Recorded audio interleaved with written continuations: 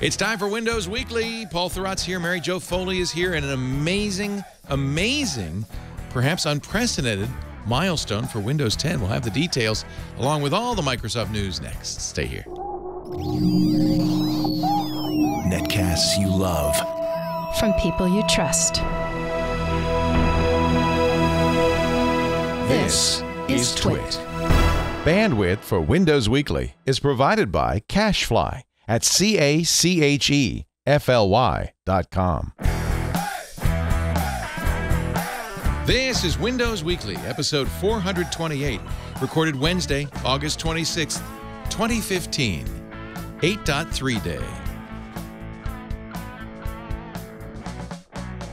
Windows Weekly is brought to you by IT Pro TV. A good IT Pro is always learning, and IT Pro TV is the resource to keep your IT skills up to date with engaging and informative video tutorials. For a free 7-day trial and 30% off the lifetime of your account, go to itpro.tv/WW and use the code WW30. And by lynda.com. The online learning platform with over 3,000 on-demand video courses to help you strengthen your business, technology, and creative skills. For a free 10-day trial, visit lynda.com/windows. That's LYNDA.com/windows. And by Blue Apron. Blue Apron will send all the ingredients to cook fresh, delicious meals with simple step-by-step instructions right to your door. See what's on the menu this week and get your first 2 meals free by going to blueapron.com/twit. That's blueapron.com/twit. It's time for Windows Weekly, he said, gleefully rubbing his hands together as if he were an evil Bond villain. I'm Leo Laporte. That is Paul Thurrott from Thurrott.com. And of course, we are graced, as always, in every Bond film by a beautiful woman, Mary Jo Foley from allaboutmicrosoft.com. Just call her Holly Golightly. Or I bet you, I'm just guessing, Mary Jo, that when you were young, breakfast at Tiffany's was your role model. You always wanted to live in New York City. I did always want to live. Yeah, I did too. Where did I go wrong? I live in a... Or right. Well, where do we start? Leo, you said you wanted to keep this to a normal length. That's next week. You can keep this one. Can be long. No, I love where I live, but you know we're coming out in a couple of weeks to New York, and I always get just excited just thinking about going to New York, even for only a few days, which is, you know, this is a very brief trip. I love Manhattan. I was born there. Oh, you were? Yeah, we left town when I was 3. Had to. Mm-hmm. Immigration? Yeah. I was an anchor Rhode baby. Island, right? Then we moved to Rhode Island. My dad was a graduate student at Columbia, so we lived in Morningside Heights, the Upper West Side, and then he got a job as an assistant professor at Brown, and so we moved to Pawtucket, Rhode Island, and then later Providence, which I know you know well. But enough about me. What about Windows? This is the show where we cover Microsoft's latest news, and boy, did they have a big, happy-duty kind of announcement to make today. I think Windows 10 has been, we'll put this in context, is it the most successful launch ever? I need a confetti button that I can just push when something awesome happens. Well, I got a vuvuzela. Wait a minute. The thing is, we're not used to this kind of good news. I know. You know? It's been a while. That's why there's no confetti We've button. had a rough couple of years. 75 million copies in the first, just barely, not even quite a month. Yep. That's Even amazing. even better than that. It's not the way they were reporting Windows 8, which was licenses sold, which included stuff they sold to the channel. This is, it's installed and activated on 75 million devices. So this is sell-through. Right. That's amazing. I actually think that's More than incredibly impressive. Yeah. Simply because in the past, and by in the past I mean as recently as 4 weeks ago, that the process of upgrading a version of Windows to another version of Windows was perilous and not something you would have normal people do.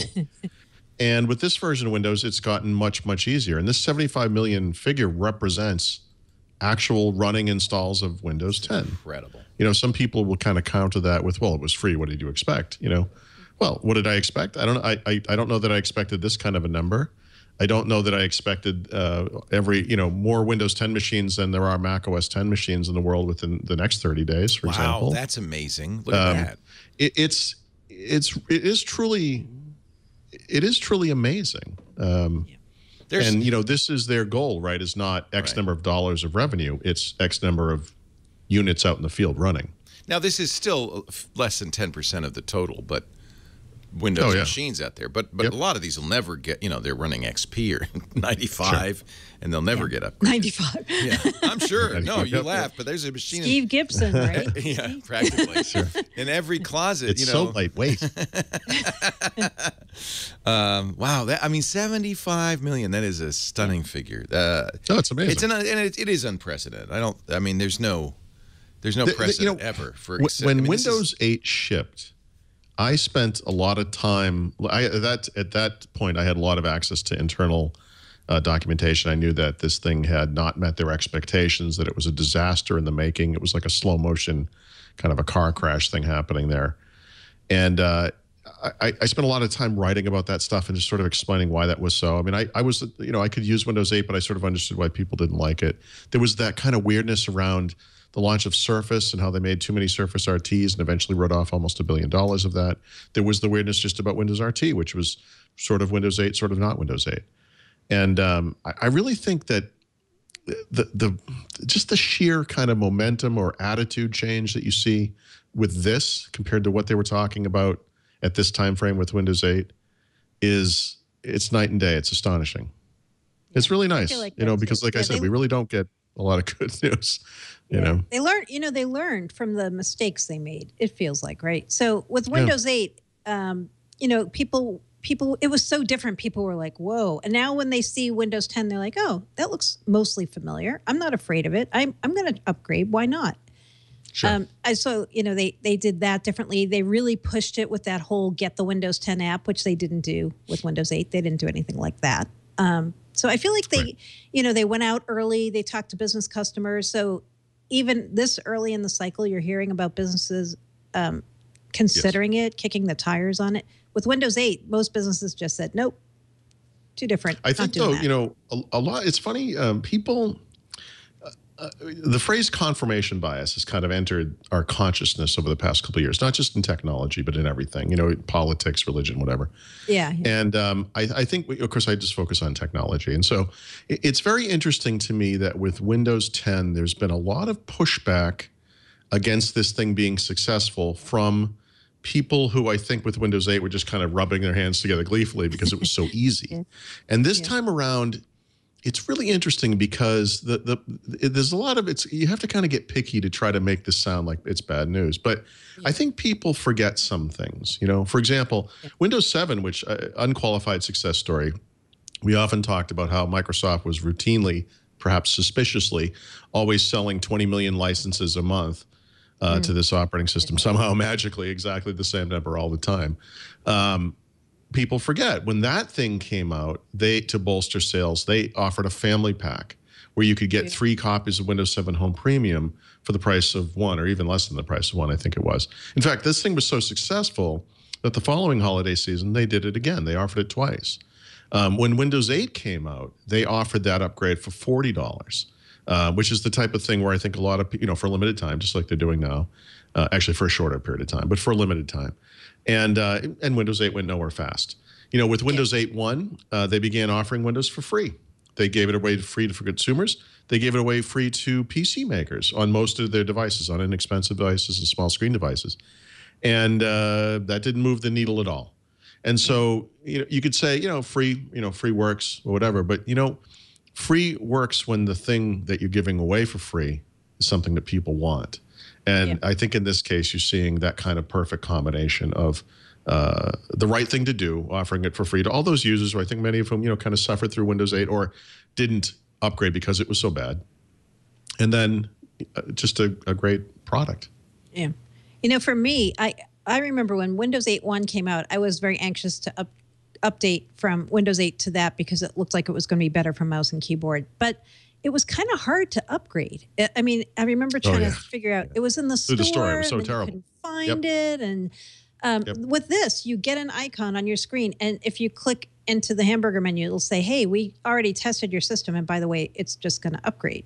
So even, you have in this some kind ways- of feeling, like a guarantee, almost, like a sense of confidence, right?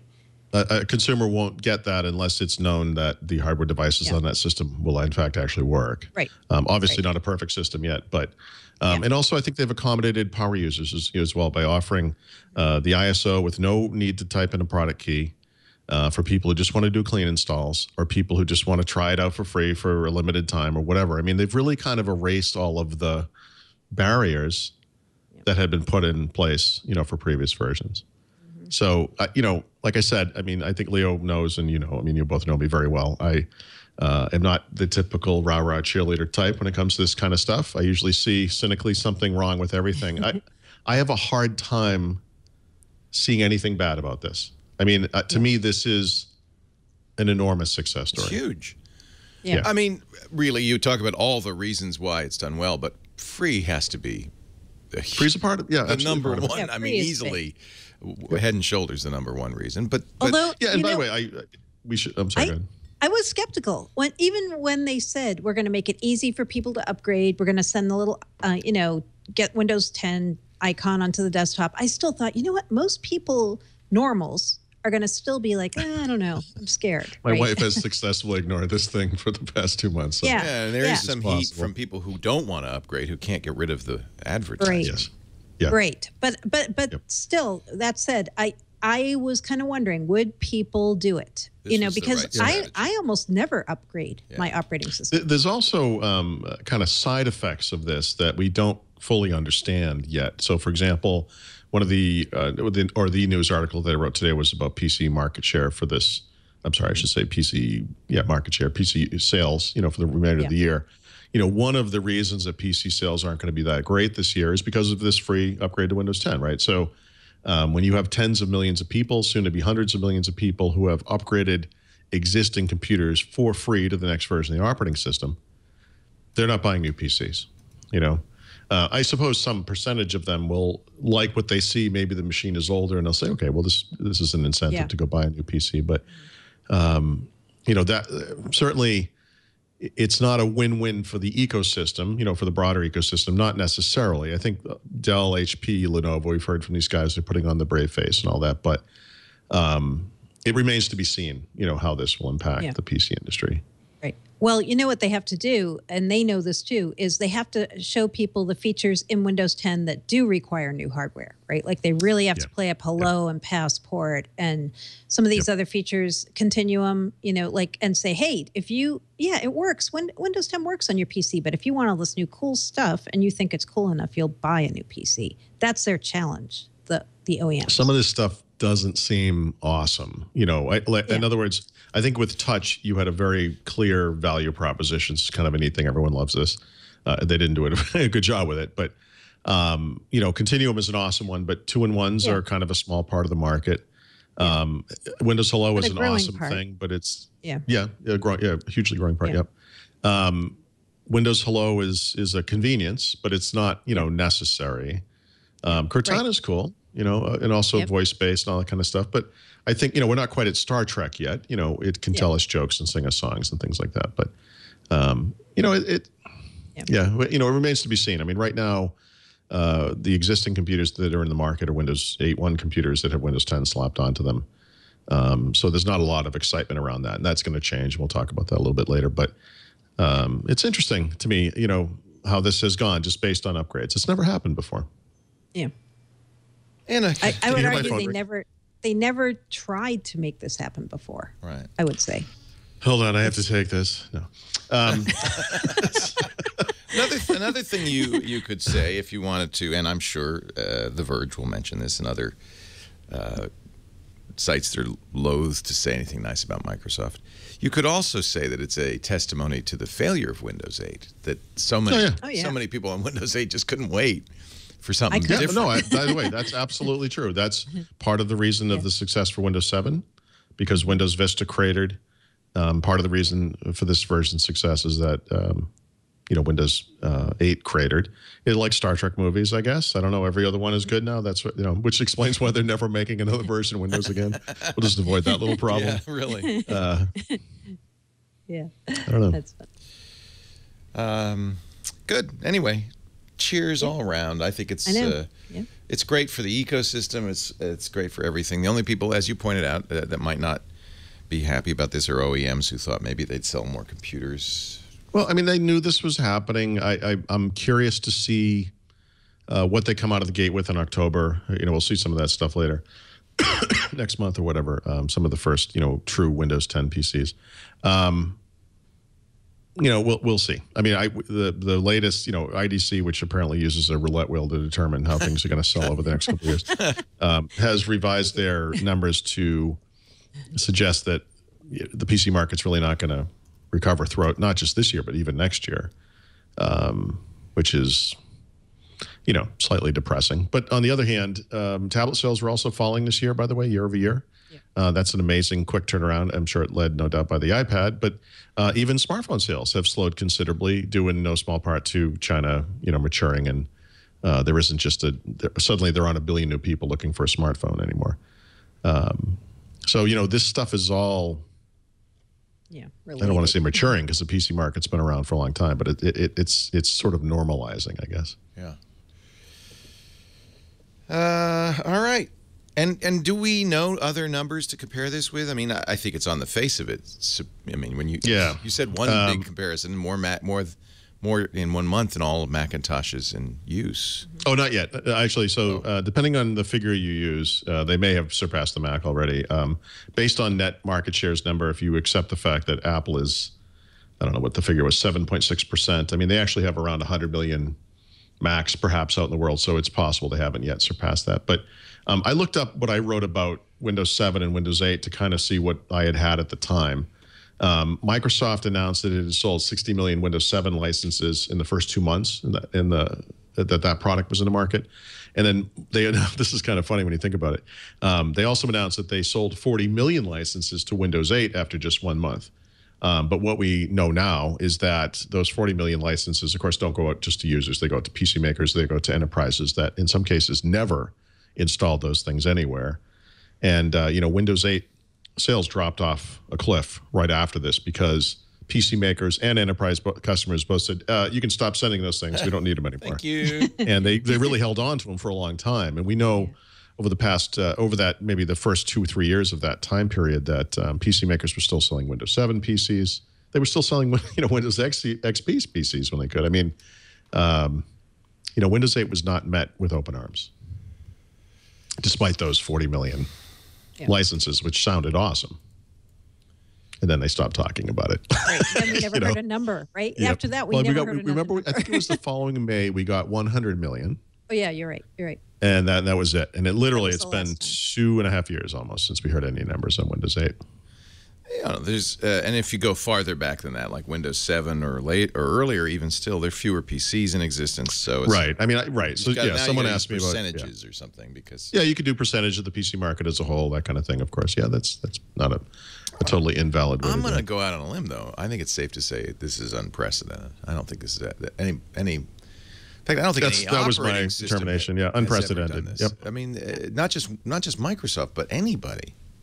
Well, that's the thing. Like people are, the cynical will hear this number and say, "Well, yeah, but how many licenses did they sell?" Yeah, guys, that was never the goal. But well, I'm sorry. The enterprise licenses, they sold some, right? But we don't know. So the point, I really like this kind of a number. When Apple gives a number out about iPhone sales, for example, that number means there are people using those things. It's not like sold into the channel. These are like people who upgraded their computers for the most part. I wrote that. And I do guess that 90 to 95% of this number is literally free upgrades that people performed themselves. Yeah, that's pretty amazing. Remember we talked a couple of months ago about how Microsoft felt so confident in this upgrade that they were going to support it themselves. Yeah, that's really remarkable. It really is kind of incredible. Yeah. Yep. The other number that we didn't mention, because the way this number came out today was Yusuf Mehdi tweeted a bunch of numbers and stats about Windows 10. The other one that I thought was interesting was Microsoft says 6 times the number of apps are being downloaded from the Windows Store Yeah, per I don't know device what to think about compared that to one. Windows 8. So That's interesting to me. that is interesting. Now, I would say that the Windows Store is, in fact, one of the things that I don't think has improved at all in Windows 10. And what I mean by that is that the app platform itself has absolutely improved, right? Universal apps Right. can run in windowed form on top of the desktop. It opens them up to a much bigger group of users. I think that's important. But the actual App Store itself is just as garbagey as it ever was. I mean, there's no good apps in there. There's not a great way to browse those apps. It doesn't look nice. It just isn't impressive in any way. And that people are installing more apps like that is curious to me, because these are the same apps that have been around, for the past 3 years. They've been sitting there. I mean, it's not really a bunch of new stuff. Yeah. I mean, I think one I'm not- thing that might, it's interesting. now that you have the store pinned to the taskbar as a default, I think maybe some people who didn't know, like, Well, hey, by the way, there's a store. They did do that They day see one, this, too. right? Yeah. And it's Yep. like, okay, there's That's a true. store. The most important number, though, I can't find it. I can't find it. know I'll what you're have gonna to paraphrase this one, is 3. And those are the numbers of celebrities that he thanked in a tweet. Wow. In other words, he said, here, I'm gonna have a top 10 about the launch of Windows 10. And 9 of them were things that, Cortana's told over 500,000 jokes. 2,000 organizations are competing in the Upgrade Your World promotion. And then number 10, he said, thank you to Kim Kardashian, What? Lady Gaga, and who What? was the third one? Who was the third one? For doing what? I don't Football know. guy. Some football What the guy. fuck was that? What? That's Wasn't it? crazy. Like you didn't come Is up he with joking 10 around? items? He's joking around. No, I don't think He was not joking around. That was crazy to me. I think they were somehow figuring into this Upgrade Your World Oh, promotion. Dwayne Johnson. It was The Rock. The Rock. It was a football guy, Is right? he using Windows 10? Is that the fact? Jack? I don't know. I think they That's so helped with the weird. promotion, the Upgrade Your World promotion. That's why they were listed. Wow. Disappointing. Were they paid celebrity nerds, or Maybe paid. I don't know. I'd never even heard of their involvement until he tweeted it. Lady Gaga doesn't I seem mean, like that a kind of Windows stuff, 10 obviously, user. that goes, that Nor does drifts The past Rock, me. for that matter. Yeah. Yeah. That must have I'm been sure- why he had I'm such sure- a small role in Fast and Furious 7. He was busy promoting Windows 10. I'm sure they tweeted him back via their iPhone and thanked him. Yeah. Oh, I'm positive they did. Yeah. Nice job. Okay. Just the celebration. The celebrations. Again, I apologize for the lack of confetti. I've already taken my top off and I'm dancing down the street. Just swinging. Woo! Woo! Yep.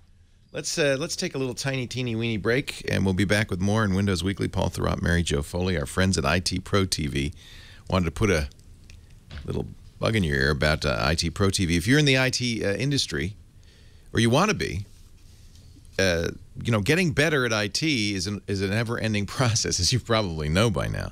And if you're going for the certs, whatever that cert might be, you've got to study.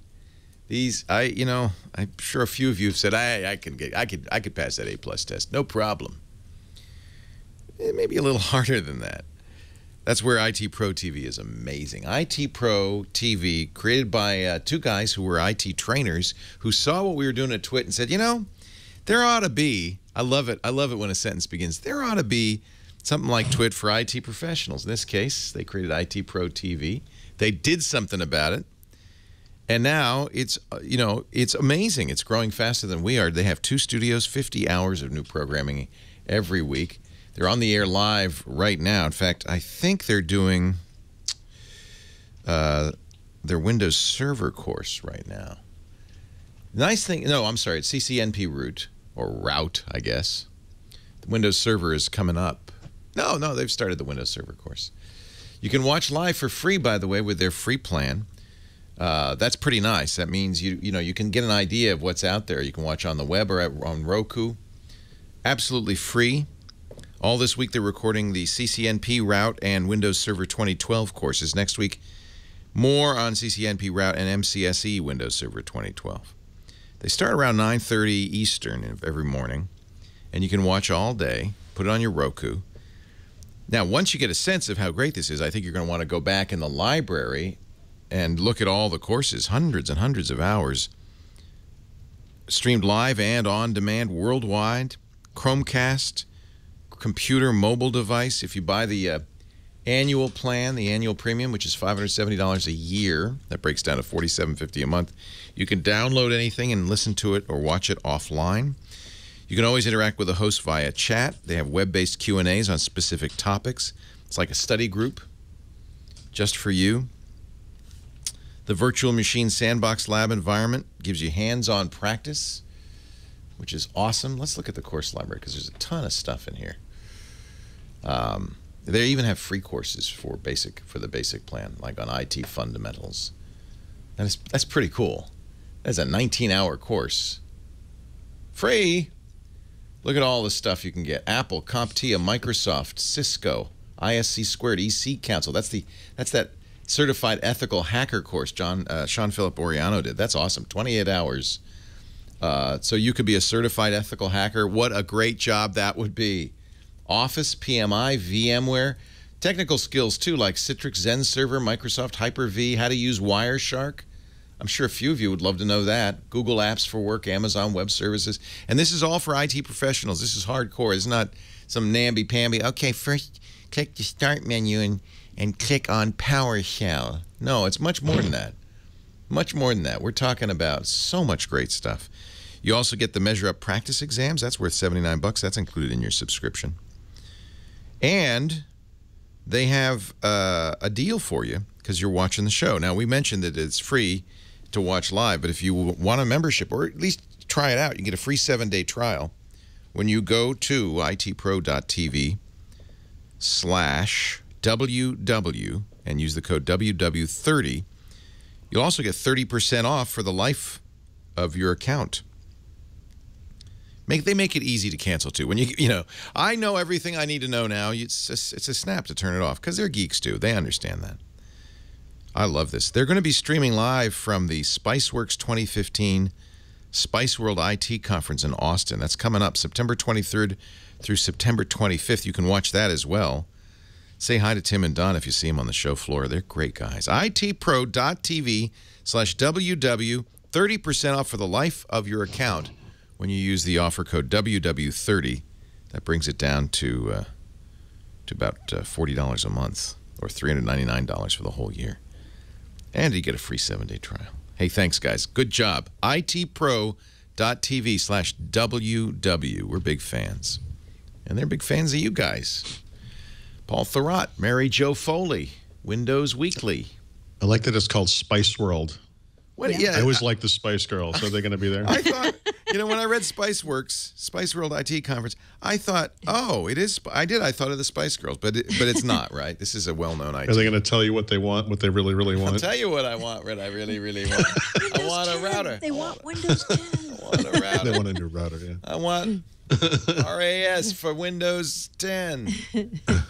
Whatever. I want Windows Update for Business. Too bad. What?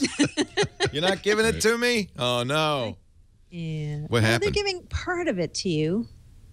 I've been getting a lot of questions from listeners and readers about Windows Update for Business, which Microsoft announced in a pretty big way at the Ignite show this year. That was supposed to be the way that IT had more control over what kind of updates they delivered and where and when. And so I've been getting questions like, hey, can I sign up for that? Like, how do I get Windows Update for Business? And until last week, we didn't really know. When we asked Microsoft, they just said, yeah, they can get it. And that was kind of it. But Microsoft, a couple guys from Microsoft, Michael Niehaus and Simon May, did a video on Microsoft Virtual Academy, free video, called Preparing Your Enterprise for Windows 10 as a Service. You can go to Microsoft Virtual Academy and look that up. And they talk a lot in there about Windows Update for Business and how they're getting updates out to IT pros and admins. And one interesting fact that we didn't know is instead of just having 8 months to possibly delay updates, people are going to have 12 months to delay them. So this this is kind of meant to be like an olive branch to the IT departments and say, hey, you know what? We're going to push updates out to consumers without them having basically any control, but you guys are going to have some control. You're going to be able to delay your updates for a bit. The reason I said you can't get it all yet is parts of the services for Windows Update for Business are there and parts are not there yet. Some more pieces of that solution are going to be coming out this fall. Again, one of those October things. We always say, wait till October.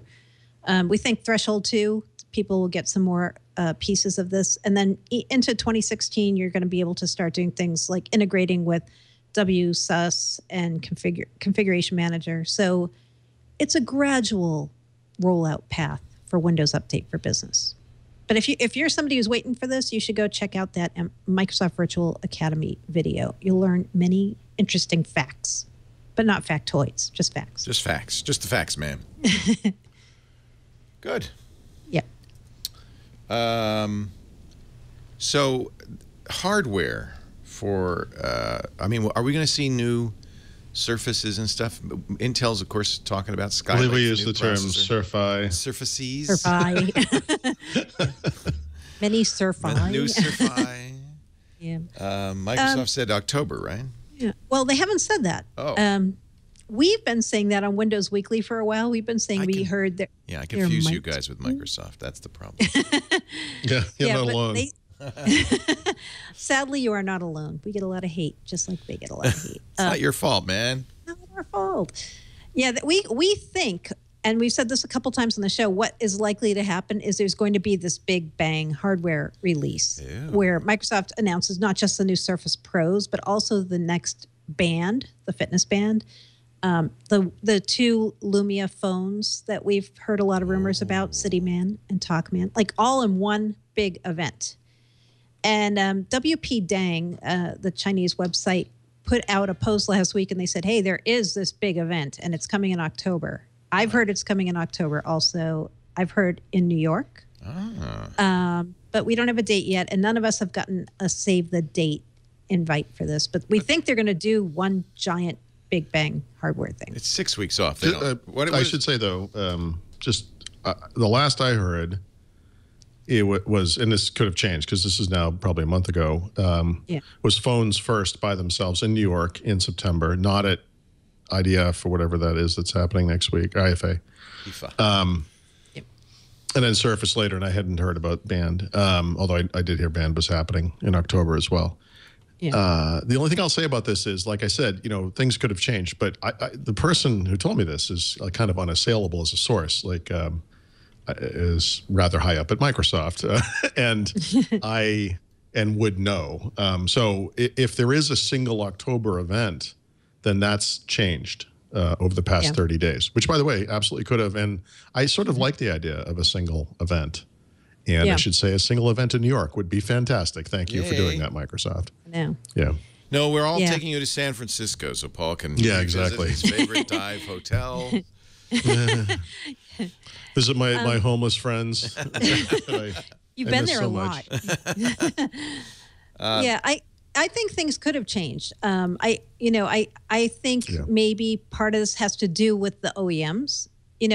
Because next week at IFA, we think Microsoft is going to talk up all these new OEM devices from their partners. So maybe they're giving them a little more breathing room, right? Maybe they're saying, hey, you guys announced, right? Yeah, that phone would not be there specifically for that reason, so that these guys could talk about their stuff. Yeah, okay. Interesting. And then, October happens to be the 10th month. 10-10. The 10th month. 10-10. Nope, 10-10's a Saturday. Not in my Wiccan calendar. It's not, Mary Jo.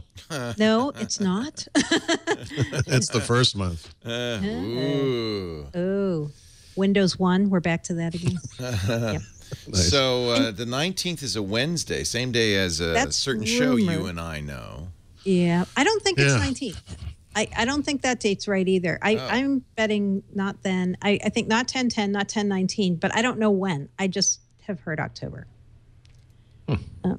Yeah. Well, knowing Microsoft, we'll find out about it at the last second, so our tickets can be as expensive as possible. Yeah, Apple does that too.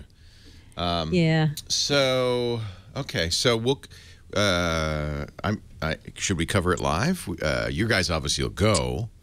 go. I mean, what I'd like to do is take the live stream if they do that, and then do a show right after or something like That'd be cool. So assuming they do this big bang release, I think that would be a great idea. Okay. Actually, I have to say, I mean, even a Surface event, even a Lumia event, just given how momentous it would be because they haven't shipped a flagship in so long, might be interesting. I agree. You know, for that reason. And they streamed the last couple, right? They did, yeah. All right, well, let's, as soon as you know, let me know. We'll will. book it. I think it makes a lot of sense to have one event because of the whole one Windows thing, right? One Microsoft, one Windows. You want to show that you've got stuff going across all these platforms and developers can write apps that work everywhere. They just consolidated hardware under one area of the company. It kind of makes sense to come out as here's a consolidated lineup of what we're doing. Right. On the Surface Pro 4 front, like we've said before on the show, we don't have a lot of insight into what's going to be different here. We're thinking the devices aren't going to be too different appearance-wise. Like there's been speculation, will they have a built-in RealSense camera so that you can take advantage of Windows Hello? We don't know. That would take more bezel space if they decide to do that. But they have said in the past that all their existing peripherals should work with Surface Pros going forward, which makes you think the screen size should not change. But that said, today there's a rumor on Digitimes, which has a terrible track record on Microsoft stuff. But they did say they think there are going to be two models, and one of them is going to be a 13 to 14-inch Surface Pro 4. We have no, I can't answer for Paul, but I have no insight into that. I've heard nothing. I would guess Skylake processor inside. I don't know if they'll make changes to keyboards or kickstands or anything, but I think that stuff would get upgraded. I think they do that routinely. I think Windows Hello camera, but a second bigger device would be so awesome for Pro because that's I have two main concerns. And one is the size of just the size. You know, if only for the typing space, it would be nice. Right. And then the single USB port is kind of a non-starter for me. But yeah, that would be great. Yep. Don't know a thing about it. Yeah, Band 2, the only thing I have heard about the Band 2.0 is that it will not run Windows 10 Core yet. It'll still be a firmware, some kind of a firmware inside type thing. So that will be, if they do this whole group of devices together, that will be the one that doesn't run Windows 10. The black sheep of the family. I had heard it will be smaller and curved, right? So it actually looks normal in your wrist, and it would get better battery life. Paul? And I heard October for announcement. You still wear yours, Paul? What's that? You still wear your band? Yep, it's charging now in front of me, but yeah, I do. Yeah. You had to get another one though, right? Didn't yours? Yeah, break? mine snapped in a very strange way. The metal clasp that links one end to the other actually just kind of snapped off the end of it, and when you kind of looked inside to see how it was connected, it wasn't really clear how that even happened. But you probably inserted it wrong. Like a stylus? Like a stylus? I didn't protect it a lot, and so if I washed my hands, I would let it get wet. I didn't wear it in the shower or anything, but I wonder if that wasn't the issue. I did insert my stylus wrong. Did you? And so what happened? Stuck. Oh no, are you serious? Yeah. I did it Is yesterday. It stuck in there now? No. So I was showing it on Mac Break Weekly, right? And we were. You're like, look, you guys are screwed. Well, no, we were talking about it. I was saying, well, the problem is it's really easy to put it in backwards because it's the same. It's not like you have to. I thought, you have to shove it in. So I was just doing that, just demonstrating it just a little bit. But it turns out without any resistance, if you get it to about halfway in, then you try to retract it. You can't. It's stuck. Right. And so I didn't want to, and I had read that if you pull it out too hard, you'll break it. So I brought it to the AT&T store, and they said, what do you want us to do? I said, well, you're like one of those late night emergency room stories. You're like, you're never going to believe what I have crammed in my stuck phone. In here. And they'll circulate the X-ray and all that. So they said, that's kind of user error. So you could send it to Samsung. They might fix it. You do have a 1-year warranty. I suspect in the long run, Samsung will do some sort of thing like that. They said, but we don't want it back. I said, if I pulled it out, I've only had it for a week. If I pull it out, and I bought it from AT&T, and put it back in, would you take it back? They said, yeah, because you haven't, you're unhappy with it. But I like it. I'm not unhappy with it. So what happened? Did you? I just wiggled it a little bit, and it came out. It came out. And it did in fact break the sensor. But the sensor, if you look at the teardown, is this little tiny plastic ratchet. And so I didn't exert force going in or coming out, and yet it did break it. It's not the end of the world. The pen still works. It just doesn't notify you when you remove it. That's unbelievable. I mean, it's bad design. They've been making these types of devices for years. And they say Samsung's response is, well, read the manual. The thing is, it doesn't come with a manual. You have to go online. There is a PDF you can read, and in the PDF, it clearly says, do not put it in the wrong way. It might damage the device. I will never forget. I was away on a work trip. My wife came home. It was in October, so it was probably like a PDC, and she said, I bought a new phone.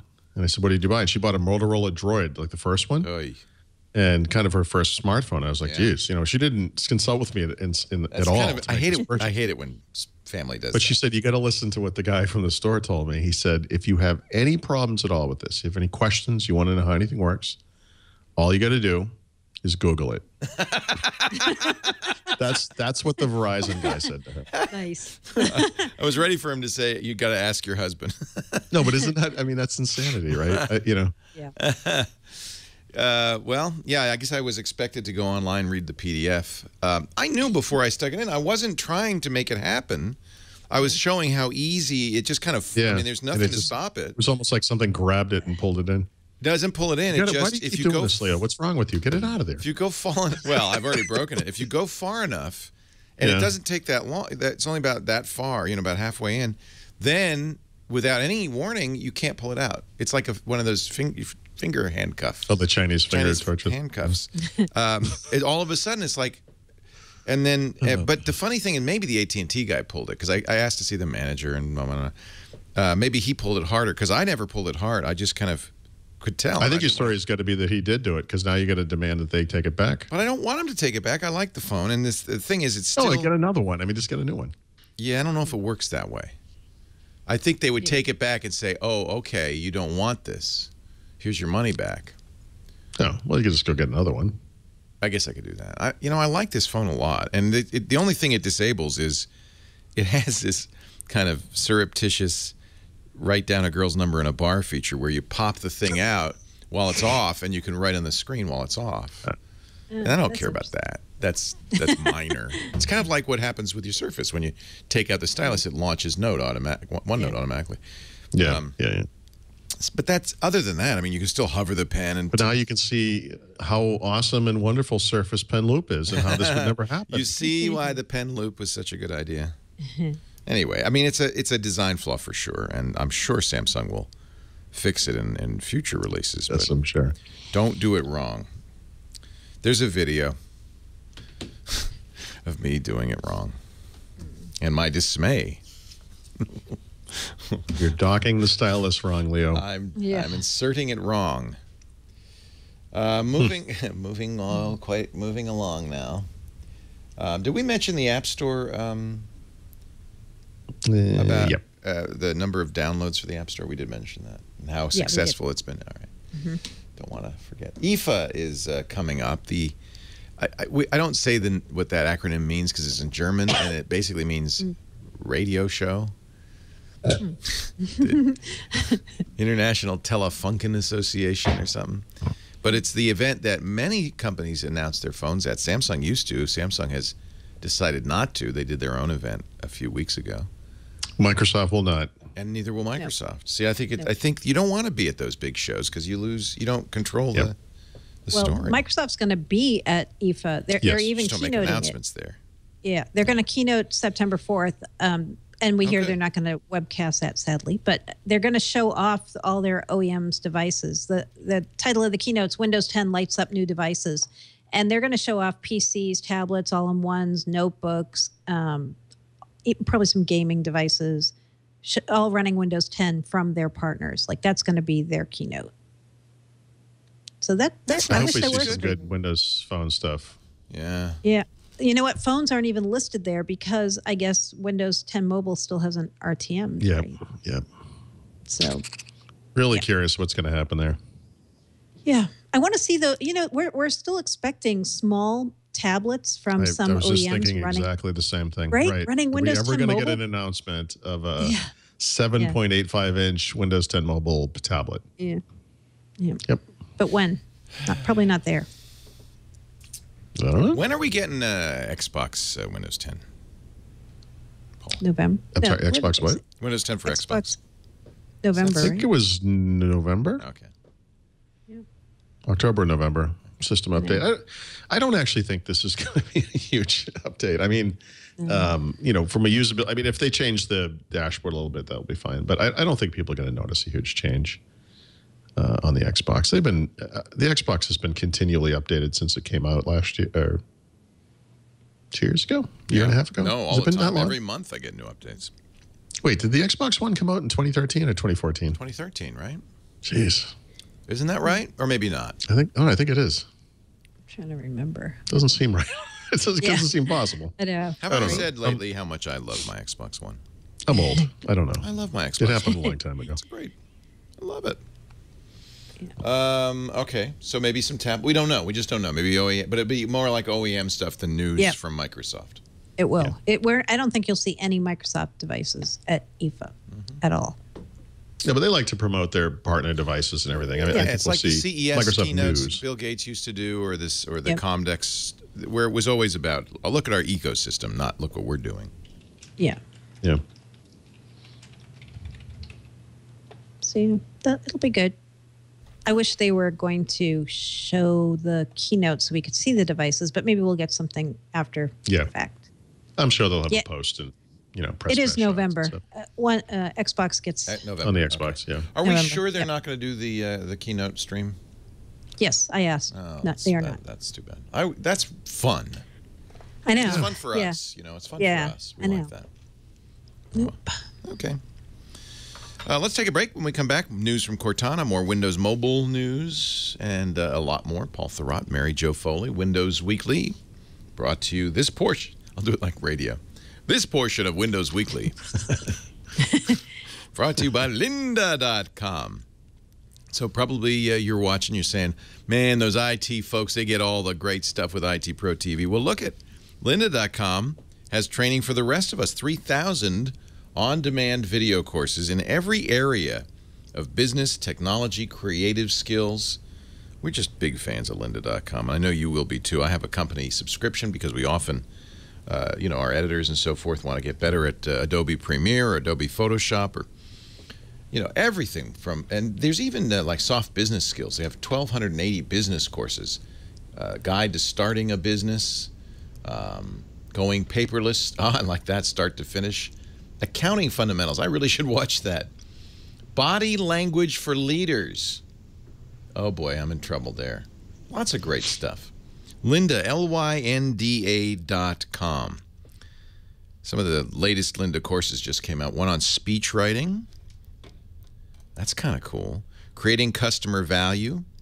Do you use Slack in your enterprise? I know a lot of people do. They've got some great Slack courses, including Up and Running with Slack. Competitive strategy fundamentals. Oh, you'll like this, Mary Jo. First look at Sway, the new Microsoft Office app. So they've got Sway training, too. There's also a new multi-part series on Visual Studio 2015, Essentials and Database Fundamentals. Lynda.com. It's so great. And I love the, I'm kind of, as part of being a podcaster, interested in audio, and they have some great audio recording techniques, production secrets, Up and Running with Audacity. That's the open source audio recording program that's so good. All of this is yours with one simple subscription. That's the other thing I love about lynda.com. You pay once and you have access to everything. You don't have to decide ahead of time which of the 3,804 courses you want to take. They're all accessible. You can create playlists. You can learn on the go, too, on your computer, your tablet, or your mobile device. The teachers are great. Many of the people who've been on this network, including Bertman Roy, the brilliant Photoshop guy. He does an incredible series on using Photoshop to do fine art. It is, what can I say? I think this is one of the great resources in the world. And we're going to get you a 10-day trial so you can see for yourself. Lynda, lynda.com/windows. And you got 10 days, the run of the place. You can do everything. dip your toe in a few courses or really bear down on one single course, I am such a fan. LYNDA, lynda.com. Microsoft has a corporate account. Adobe does too. NBC, the U.S. Office of, what does that say? Government ethics? I didn't even know there is such a thing, really. All of that. And, of course, they have a Windows app as well as iOS, Android, and Amazon. lynda.com/Windows. 10 days, the run of the place, absolutely free. You'll love it. You're watching Windows Weekly. Paul Thurrott, Mary Jo Foley. And a word now from Cortana. Hello, Paul. Okay, I'm just curious. What name did you ask Cortana to call you? Paul? What? How about you? Not Polly? Not Polly? I have her call me boss. Hey, boss. I like that. Do you really? Yeah. I'd give anything if you're a version of Cortana. I could just be like, hello, Leo. Hello, Leo. No, they don't have the Newman Someday voice that will yet. come. That would be nice. The Paul Thurrott voice Do plug-in. you use Mary Jo, No, I use MJ. I tried to use MJF, but I couldn't get her to say that right. Oh, too bad. I know. Even if you typed That's it funny. EMJAYEFF, I tried. it Yeah. didn't work. Huh? She was saying it in a very odd. MJ. Yeah, kind of like that. Damn well. robots. MJ's okay. That works. Good. Yeah. See, I think, Paul, you're just not being very imaginative. Hello, Paulie. I know I seem exciting and dynamic on this podcast, Apparently but I'm not. actually pretty boring. Yeah. Just, that's all he says. Hey. Yep. You should have her call you Thurrott. Hey, Thurrott. That'd be good. Hi, Thurrott. Hello, Thrust. No, listen. Hello, Throw Up. Listen. I don't care what she calls me. love It my doesn't little Cortana. You feel like you're starting to get to know her a little bit? No, but I have to say I do smile a little bit sometimes. It will say something like, "Hey there, it's Paul," or like just the kind of goofy way it sort of recognizes you. Yeah, I like that. Yeah. My it's Xbox does that too. Yeah, it's good. It's fun. So what's new? So not too much, but earlier this month, I think it was, they released a very limited private beta version of Cortana for Android. And then in the interim, they released a beta release that allowed you to replace Google Now with Cortana, which is using the button press, not using voice. And then 2 days ago or yesterday, whenever it was, they released a public beta version of Cortana on Android. Although I've been told by a number of people they can't get at it, so maybe they've reached some sort of a beta cap for this release. But Microsoft had earlier in the year talked about how they were going to bring Cortana to both iOS and Android. And so now we've seen 3 releases on Android and hopefully a broader release soon. But as Mary Jo notes here in the notes, next would be a Cortana release on iOS as well.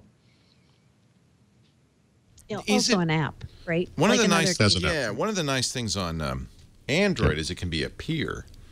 It can be a peer. It doesn't have to. So on iOS, it sits inside the app. Yeah, she can't escape the app. But it was my understanding on Android that you could actually make her the voice recognition of Android. Is that right? Or I haven't tried. No, so right now you can't. Although they hinted in the blog post for this release that they were kind of working on that, and so it's possible that you'll soon be able to say, "Hey, Cortana" on an Android device and get Cortana to come up. Wow. That would be pretty excellent. I don't think that's ever going to happen on iOS, for semi-obvious reasons. No, yeah, Android, Apple doesn't allow that. Yeah. And did you see Facebook just announced something comparable or similar, at least, called M? M. Oh, no. Yep. So no. if you're a Facebook user, it's just in very limited test right now. But if you open Messenger, there's this new thing that'll help you do things like complete restaurant reservations, find a birthday gift, but help you book a getaway through this M service. Yep. It's been rumored for a long time. Yeah. And it was going to be called Moneypenny. Oh, right. This isn't my notion, but I saw a headline and did not read the story, but it was basically the notion that the previous 5 or 8 years, whatever, was sort of the age of Facebook, and that the era we're entering is now the era of messaging, that this is kind of the future of this stuff. And, Facebook obviously split off their messaging app. Geez, I don't know about this kind of thing. I think people look at WeChat in China and how it does everything. And that must be the model. It's totally the model. The thing is, Google now and what Apple has announced for Siri in the coming release of iOS 9, which I think they're kind of referring it to as like predictive Siri or Siri with prediction or however they call it. I actually think that those kinds of things, and Cortana too, represent an obvious future of mobile user experience, right? That not just because we're talking to it, but because it can anticipate your needs. Because you are here and because it is this time, you should leave for the airport because you have a flight, or you should leave for home because traffic's going to get bad in 10 minutes, or whatever it may be. That kind of predictive thing, I think, is a really neat use of computing power and the fact that you have the supercomputer in your pocket. Tying this kind of stuff to like a messenger app, to me, just doesn't have the same, resonance. I mean, it's not, the Facebook phone didn't go anywhere. Facebook is a thing I do on my phone, but I don't think of Facebook as my primary You're too old. interaction with the world. I'm too old. No, really. Maybe I'm not old enough. No, I think that the idea of a messenger being the hub of your world starts with younger people who kind of live in their messenger. And certainly outside the U.S. Like Outlook would be for a Windows guy from 10 years ago. Yeah, sort of. No, really. Right? Like your world only revolves. No, of course. Yes, only with a music soundtrack. Yeah, right. No, so kids outside the U.S., everybody outside the U.S., as you know, Paul, uses WhatsApp or something like it, depending on the country. I observed my children using these apps while we were away. And and that's because SMS was expensive, or may still be expensive in those countries. Free here. Okay. Most people pay for unlimited SMS. You're just talking about like IP-based messaging, in other words. Yeah, it's IP messaging. And then, so if they can get you into their app, and everybody into their app, and Facebook seems like they'd have the inside track on that. Are there examples where something like this ever made sense? In other words... Well, in China, this WeChat thing is huge. Well, no, I don't mean chat. Like, in other words, forget about chat for a second. There's some technology thing that you do a lot, and they added this other thing because you like this other stuff, and then that became I mean, aside from general platforms like Windows or iOS or whatever, where that's the point where you're running all these apps. I mean, people that use Microsoft Word also were, like surfed or something, and so we added surf. Yeah, that's you're right. That's that kind of hybrid thing is awful. But I don't know. I'm just trying to imagine what the point is. The point is that the messaging, these messaging apps, at least in some areas, are a platform, become an operating system. You never leave WeChat. It's like the Netscape idea. Yeah, you never leave WeChat because you can book tickets. You could do everything you do, and you just kind of leave that open. And Facebook, and by the way, Facebook's not alone. Notice how they've separated messaging out of Skype. Yeah, Microsoft's cognizant of this. I mean, the problem with these things, though, is that they're not standalone, right? There's no such thing as a WeChat device or whatever. Like, they rely on Android or iOS at this point to get out into the world. And so isn't there going to be a natural, in the same way that Microsoft saw what was happening with Netscape as an obvious example and put a stop to that as they could at the time, wouldn't iOS, Apple as the iOS platform maker or Google for Android, look at this and say, okay, we need to curb this so that this is not... Apple already does. Remember, messages, the problem with Apple's messages is you have to be in the Apple ecosystem or it makes no sense at all. Some would describe that as the benefit of it, but yes, go on. Well, for instance, if I send somebody who has an iPhone, which is everybody I know, a message, I'm a blue bubble. No, I'm a green bubble, and everybody who's on messages is a blue bubble. You can't group message people outside of iOS. Right. There's all sorts of... This is the Trump immigration plan. Yeah. There's a wall. There's a 19-foot wall. But from Apple's point of view, this is exactly the same play. Don't you think that's what Apple's trying to do too? That's what I'm saying. In other words, if Apple will do it. Obviously, iPhone is incredibly popular. They could have some impact by trying to prevent these apps from doing this kind of stuff. Google, I guess, could have a bigger impact, but of course they're pushing this open platform. So in some ways, it seems like they're at a disadvantage. No, they're a little bit of a disadvantage. But Google has kind of let Hangouts wither. And there was So, a story this week that many of the Google Now staffers have left because Yeah, I saw that. Larry Page was an advocate, but without him, now seems to be a little deprecated. So outside of China, are there other examples of messaging apps that are doing this kind of thing? I mean, are there? I would say Or WhatsApp. is this the first one that we would is see one. here in the United States? WhatsApp. Yeah. I used WhatsApp? WhatsApp. I've used it when I'm overseas because, Right. you know, I couldn't use my phone, It's but I could economical. use WhatsApp. Right. Yeah. In Japan, it's Line. Yeah. It doesn't happen here because I think Messaging is just free, basically. we have SMS, and SMS is cross-platform. Yep. But it's starting to happen a little bit with Apple's platform, and which kind of bothers me and should bother you too. If you don't use an iPhone, you're really left out.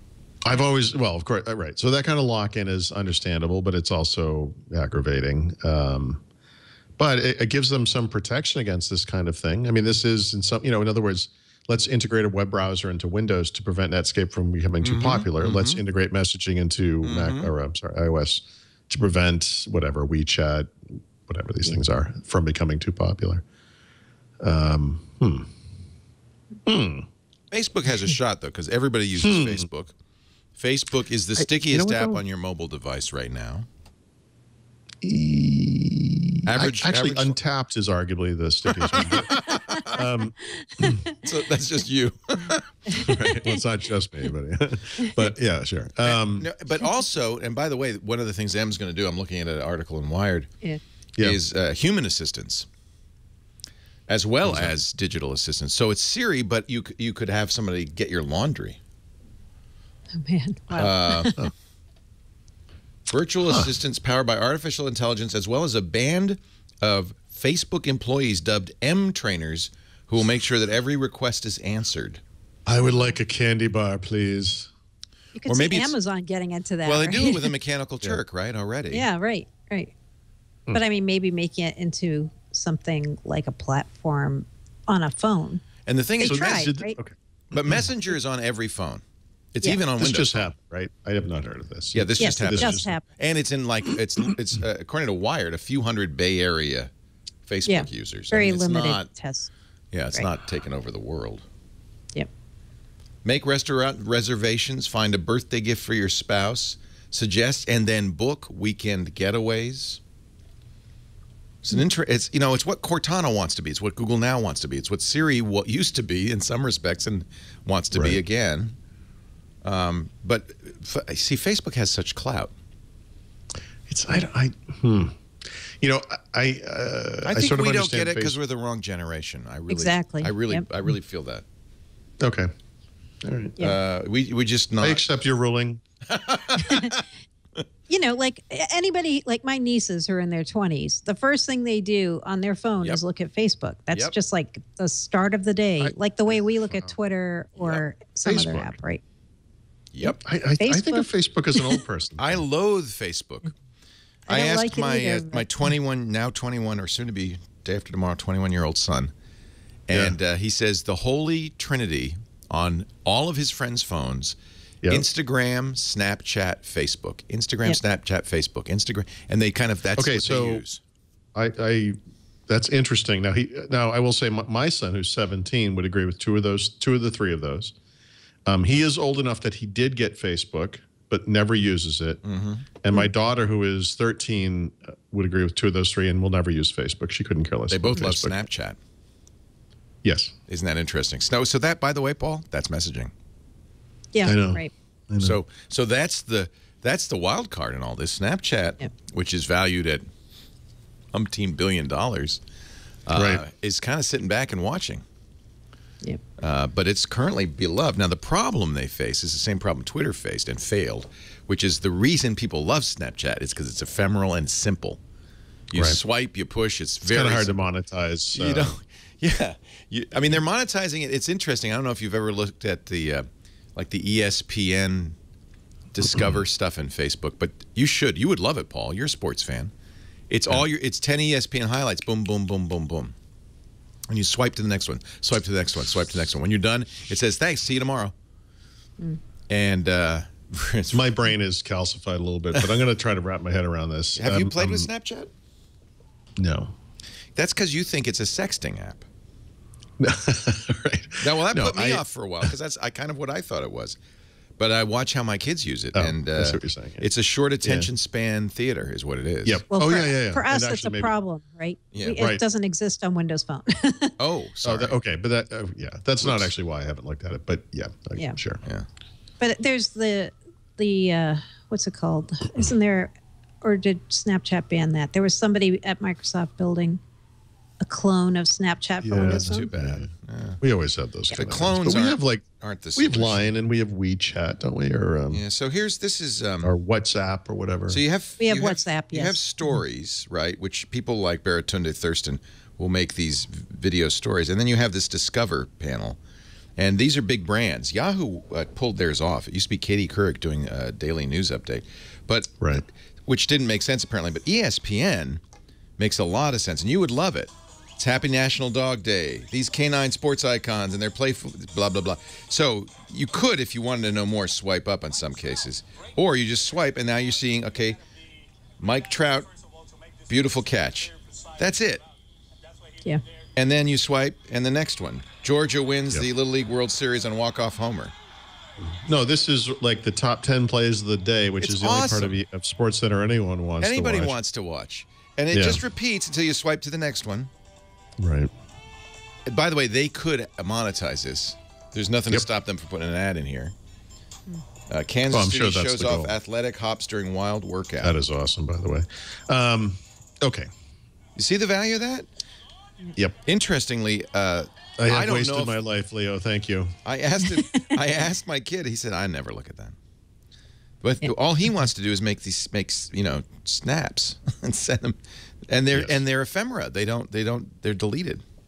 Yep. My son spent half of our European trip chatting with his girlfriend through something. I don't know what it was. Probably Snapchat. Which reminded me of that European vacation movie and how that would have cost like $18,000 a few years ago. Yep. And it didn't cost us anything.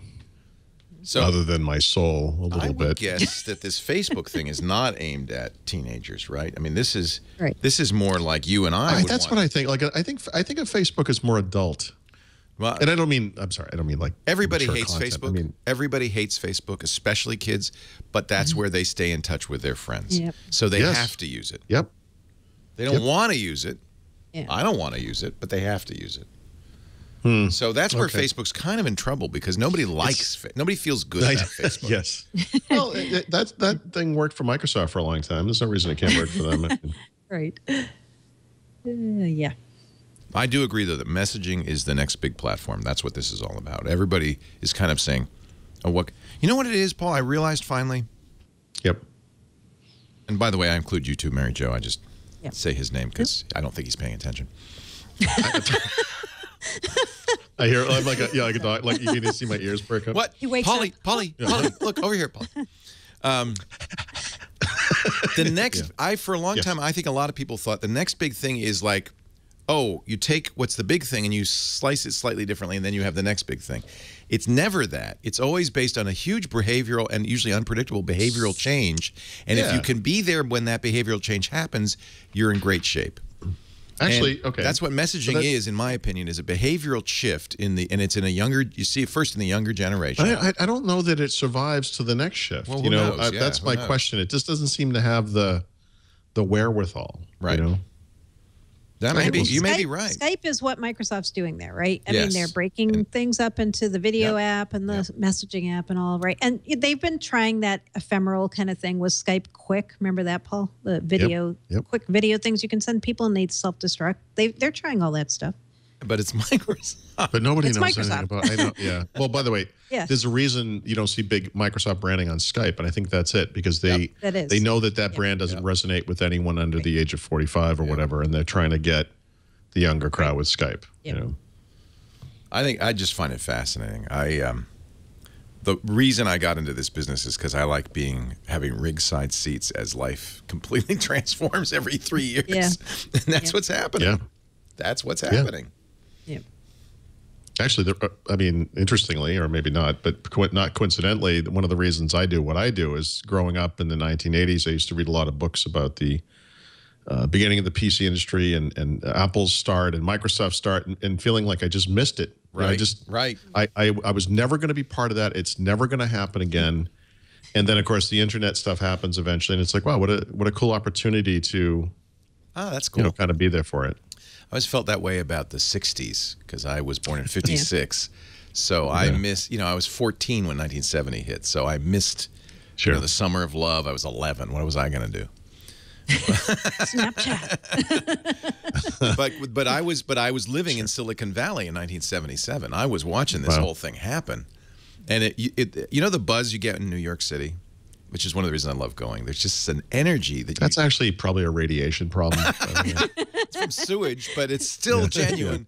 That was the feeling in the Silicon Valley. Maybe still be, but it certainly was the feeling in the 70s and early 80s where just this ferment was happening. It was very exciting. You'd go to a homebrew computer club, and it'd be like, wow, something big is happening. And it was very niche-y. I mean, nobody knew about it. When you were sitting at the homebrew computing club, and you're listening to this, it's a bunch of us geeks, right? That no one knows what's happening. Yeah, this might as well be a Battlestar Galactica convention or guys playing Dungeons and Dragons in their parents' basement or whatever. It's that same crowd. But yeah, they changed the world. So it's interesting. Not the D&D guys, the other guys. Yeah, the D&D guys are still in the basement. Yeah, they're still. I have They're having very in-depth debates about whether the Game of Thrones TV series is as good or better than the book. Windows Mobile.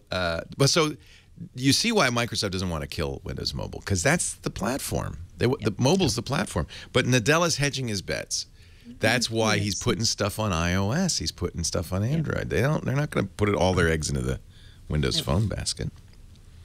Even though it now has 3.6% market share.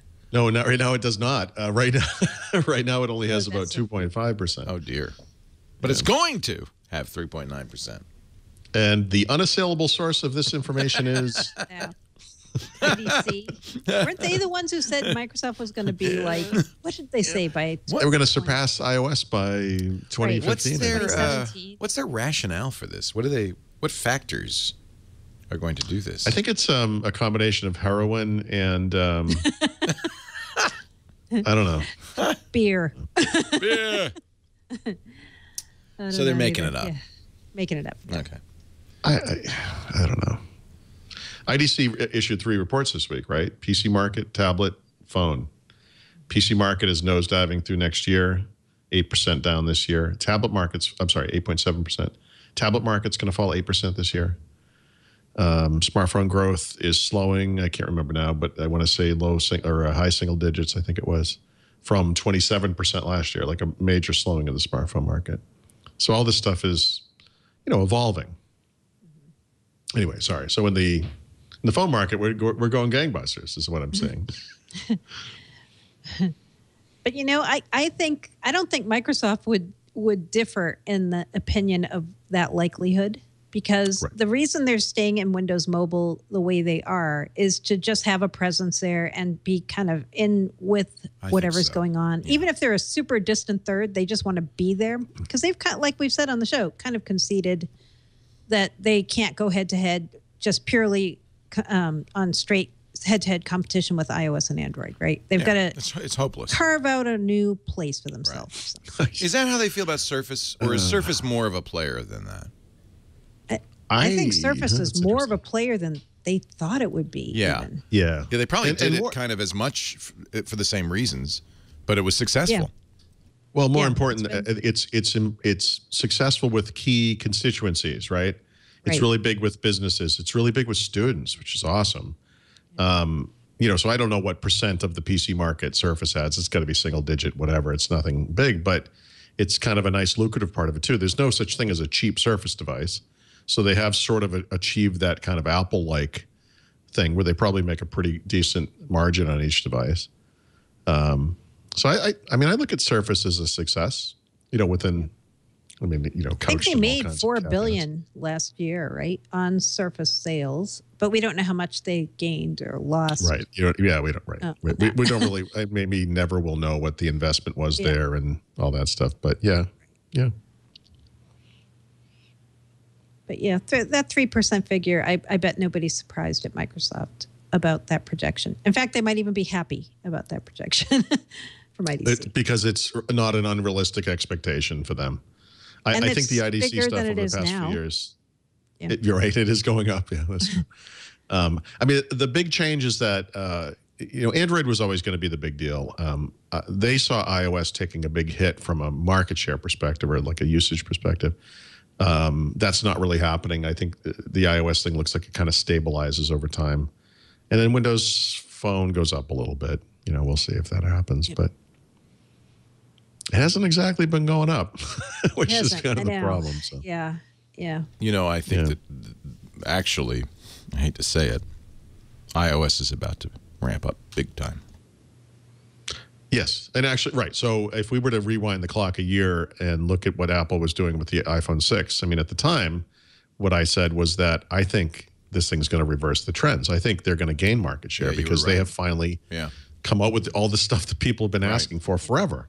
Mobile payments, bigger screens, it's brilliant, and so I think this year is obviously just going to be more of the same, and that's fine. But I mean, I don't think there's ever been I should say there has never been a year like this for iPhone. So I think that they're in good shape. And I was convinced that Android would. I mean, and it looked like the trend looked like Android was about to scoop them, and market share for Android is now dropping as iOS I think in the US. I don't think they go. I don't think it. They're not going to fall to 60 or anything. I think they plateau, but iOS, I think you nailed it. And there's this momentum thing that you cannot ignore.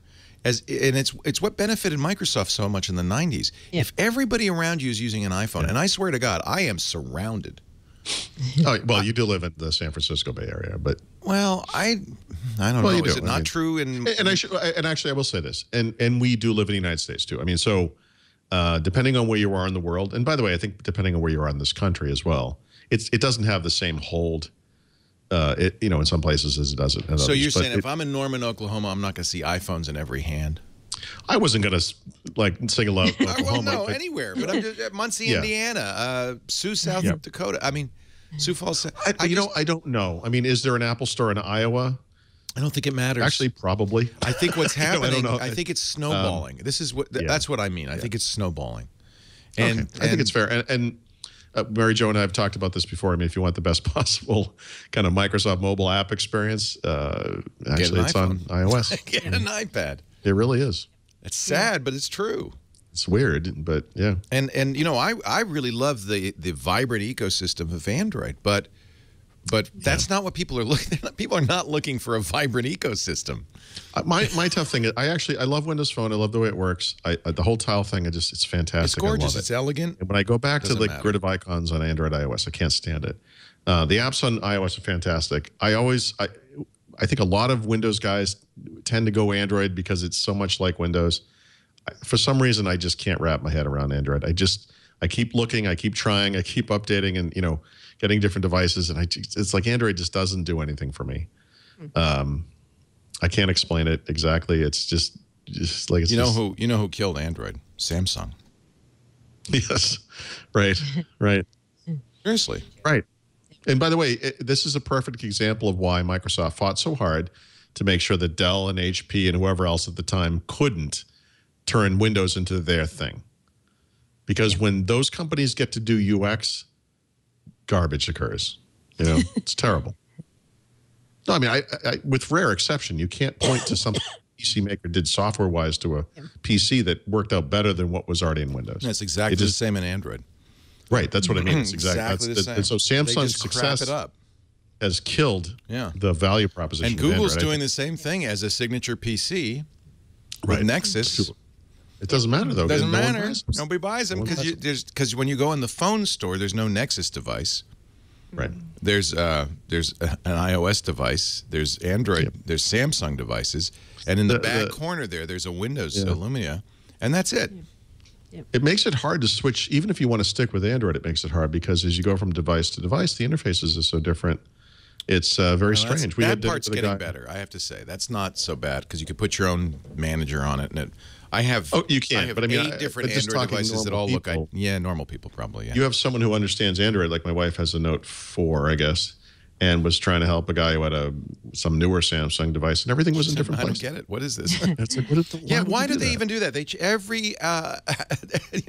have a Samsung Galaxy S6, which just came out. That's 3 months ago, right? And a Note 5, the control, the settings panel is different. Right. That's settings. I know. They changed it. Yep. Why? There's no reason to change it. Yeah. Right. Thank you. Why? I know. So I'm telling you, most people's experience, like I'm sure more than 2/3 of people's experience with Android is Samsung. Samsung equals Android for most people. And Samsung's doing such a terrible job. Well, and look at their, as a result, their results, their financial results.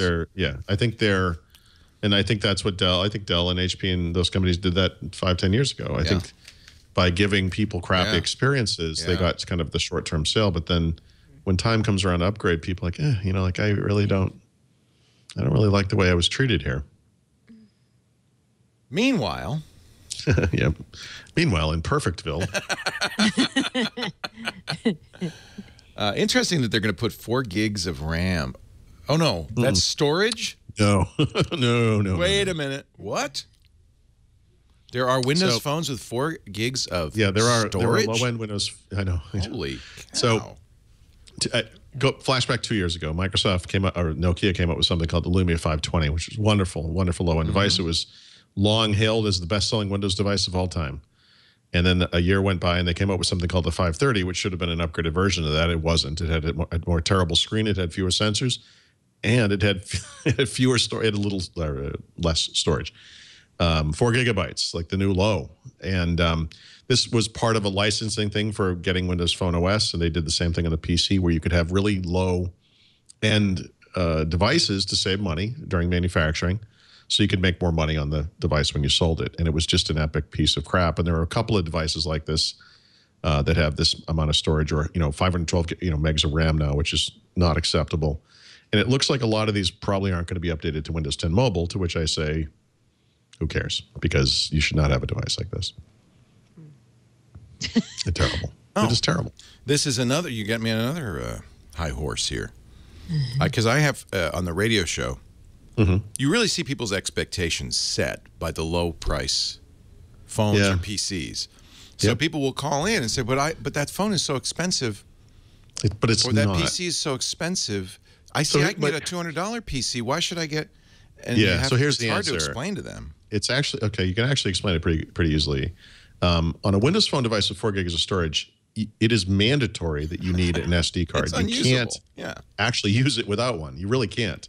So I guess you could spend $12 and get like an 8 gig card or something. Let's say 64 gig card or the 32 gig card or whatever it might be. I mean, I would argue that for the price of that, you're better off getting a device with at least 8 gigs of storage, which would also be upgradable with SD, by the way, and it's a little bit more future-proof.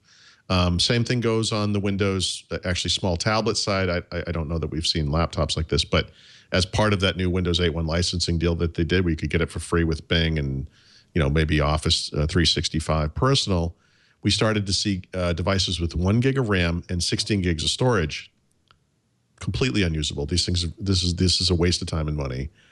You're far better off with a 2 gig device with 32 gigs of storage.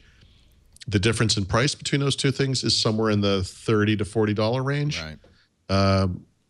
You'd have to buy the micro SD card anyway, and you're not going to ever be able to upgrade the RAM. I mean, you got to make a good decision at the time of purchase. I think people just assume, hey, if they're selling it, it must work. Well, we've disavowed them with that notion. Why would they sell a phone that doesn't work? Thing. It's netbooks. It's this model. And that lesson is a hard learned lesson because it can really, because the answer to how low can they go is a lot lower than you think. Yeah. Again, it can bring a whole industry to its knees. I mean, it's a bad lesson. Unfortunately, with the exception of the 530, which actually has some reasonable amount of usage share, most of these low end devices really haven't sold at all. And they're mostly non-Lumias, right? Yeah. Mostly non-Lumias. Mostly, yeah. Yeah, the HTC, remember the 8S, the Yeah. The lower end version of that beautiful H is one of these devices. There's in some markets the low end blue devices, which are kind of 530 class devices. Win Junior, I think they're called, also have 4 gigs of storage. So it's ludicrous. Yeah. I mean, it's just it's so awful that they ever allowed such a thing to happen. And yet Apple can make such hay selling stuff that starts at $650. Yeah. You know? Yeah. Yeah. But they're not selling it in developing nations. They're not selling it to anybody's price sensitive. The low end version of an iPhone, which is also kind of unusable, is 16 gigs of storage. Right. Which is four times as much. They used to sell 8 gigs iPhones. Yeah. I know, until last year. They're out there still, yeah. Yeah. Yep. But people, psychology, predictably irrational is the title of the book by Dan Ariely, which explains that we think we're economically rational beings, and we're far from it. But we are predictably irrational. You're certainly predictable. Yeah. The irrationality is predictable, even. Yeah. Okay. Okay. Nokia 222. Oh, what is that? Yeah. This is a new phone Microsoft rolled out this week. What? It's not a Windows phone. Nokia logo on it. It is not a Windows phone. It has the Nokia branding still on it. Oh, it looks runs like the a candy bar. Yep, it is. It's a candy bar. It's S60? Runs, Series 30. S30? S30. Wow. Yep. So yeah, Does it have they're 4 still gigs of making some of storage? these phones. It probably does. Thank goodness it has that 0.3 megapixel camera, because... Oh, Yeah. no, it's 2 megapixels. Sorry. All right, good. Priced at $37 Wow. before tax. That's what we call a burner phone. Yes. Yep. But I bet the battery life is forever. I bet it is. Yeah, it's a Battery probably life, is. infinite. It's a relatively small 1,100 milliamp hour battery, but I bet you're right. Sure. I bet it runs. But probably one of the last Nokia branded It's phones. 20 hours of talk time. Standby time, 29 days. Nice. Wow. That's awesome. That's awesome. Yeah, it is awesome. Doesn't say how much. And see, how much storage. look what comes on it, though. Look what comes on it by default. Facebook, Twitter, Messenger, Group Me from Skype. That's international. All those messaging apps. Wait a minute. Microsoft owns Group Me? Yep, they bought Group Me. I didn't know that. Skype bought Group Me, Some time and ago. then Microsoft bought Skype. So my son's 4th application is Group Me, which the frat uses because they need a way to contact everybody in the frat as a group. And Group Me is made by Skype. Interesting. Yeah, it's Group Me by Skype. Interesting. So this is international, obviously, Yep. Yep. and constrained bandwidth because it's 2.5G. That's why you have the Opera Mini browser, which is a very low bandwidth browser. Facebook must not be a very good experience on that. And a friend visited us in Europe, and he goes, I get this thing on my phone. I've never seen it before for the network. I said, what does it say? And he says, E? I'm like, well, let me tell you something about Edge. Edge. We remember it well. Yep. The other edge. The other edge. Right. Yeah, right. The other edge. Not our edge. Let's see. Just a couple of tidbits here. Office 2016 for Windows coming out soon. Yep. We knew it was That's September. the whole story, actually. Yeah, we knew it was September, but it's September 22nd, we think, based on a leaked document. So Cool. that's soon. Cool. You can you still sign up and use the beta? Yeah. I think you Okay. can. That's still on. Yep. If you have Office 365, you have to really dig to find it, but it's in there. You can install it instead of Office 2013, which I do, and it works great. Pretty reliable and Yeah, it's fantastic. cooked. There's not a lot of brand new, exciting features in Office 2016. That's fair.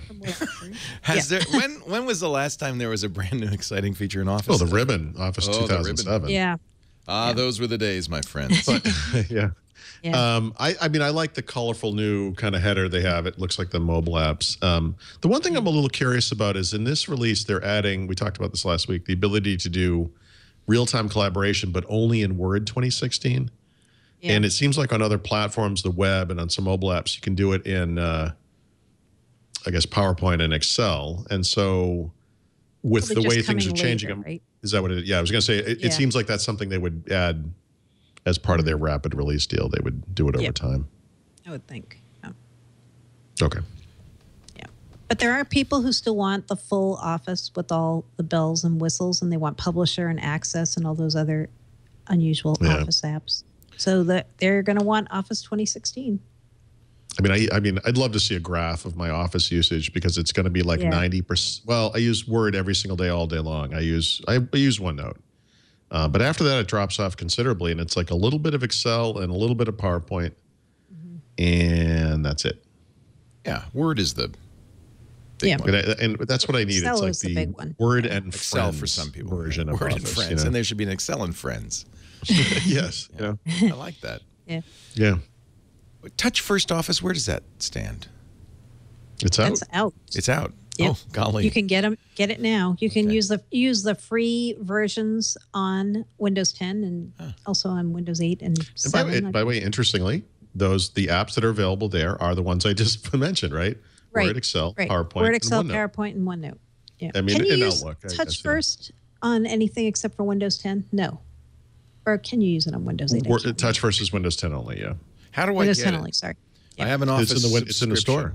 It's in the store? Yeah, go to the store, Yeah. download each individual app. You don't download all of Office. And if you want to unlock more functionality, like the ability to write a new document, you have to have an Office 365. You log in with your account. Okay. Right. It doesn't say Touch First Word. It just says Word. It's Word Mobile. Word Mobile. Yep. Okay. Yep. I'm sorry. I guess I wasn't paying attention when you... You could have any of those that you want. They're all there. Firing up my store right now. Yep. They've been in the store since day one of Windows 10, so since July 29th. Yep. We were talking about so much other stuff. I know. Yep. Forgot to do that. Oh, I listen, I can't keep track of this stuff. No. There's so much of it now. I don't even know where to start. It's the best app for reviewing, editing, and creating documents on Windows. Yeah, unless I guess you include Word for Windows in the list. The best You've app. got Notepad, guys. Yeah, Jesus. I can't believe they didn't release a universal app version of Notepad. I think Maybe that they will do come next. exist. I think. Oh, no, well, but I mean Microsoft. Like, in other words, a Microsoft replacement. Notepad Classic. Ooh. You know, they replaced Solitaire. They replaced Calculator. Field, or they replaced Calculator. Yeah. Notepad Classic. Do you ever wish for a simpler time when a text editor was just a text editor? Well, travel back. This is Microsoft copy. Oh, no. This is somebody else. No, I see. They got a little problem here in the store. They shouldn't let them use the word Notepad, should they? That's kind of a generic term. Plus, this is if you look at the screenshots, this is kind of a garbage-looking Windows 8 app. Yeah. Well, Notepad Plus is not Microsoft. We need like a Notepad Universal app. No, that's not Microsoft. How do we find one of those? I bet they'll make one. Yeah, these are all Windows 8 apps. If you look at the app bars they have, it's all the old style. Right. Sticky Notes HD, Notepads, Pin and Note, Modern Note, OneNote. No Note. Mobile Fusion. What's that? Yeah, there were a couple of kind of research type applications that Microsoft announced this week. One is called Mobile Fusion. It's for Android, iOS, and Windows Phone, and it turns your phone into a scanner of 3D objects, so you can create a 3D model that you can print later. It's kind of like, cool if you're into 3D printing and all that. Yeah. Yep. And there's a new keyboard cover. Yeah. Did you see that one, Paul? It's a very unusual looking thing. This is Microsoft's Applied Sciences Lab, and they developed this keyboard cover that this looks like it's just for the Surface, but it has a kind of a panel at the top above where the keys are that is a touch panel, and you could use it for writing with the stylus, or you can use it for touch. Put your commands there that you want to use with touch. So, like Lenovo tried this, right, with the ThinkPad. This is not. Oh, they did? I didn't know that. Yeah, the last generation ThinkPad X1 Carbon used a kind of touch screeny kind of thing like this, and everyone hated it so much they got rid of it. We had talked earlier about their plan aborted now for blades, which are basically custom touch cover type, things that would work off the cover. What's that port called? The cover port or the whatever it is, the adapter. Right. This is kind of cool, though. This is, I think it's kind of cool. It's okay. Yeah. It's just. It's okay. I said to Paul, I want them to just make a really great keyboard that's permanently attached. Like something, it doesn't need to be gimmicky. It could just be a keyboard. Like an actual keyboard would be fantastic. Could we have one of those?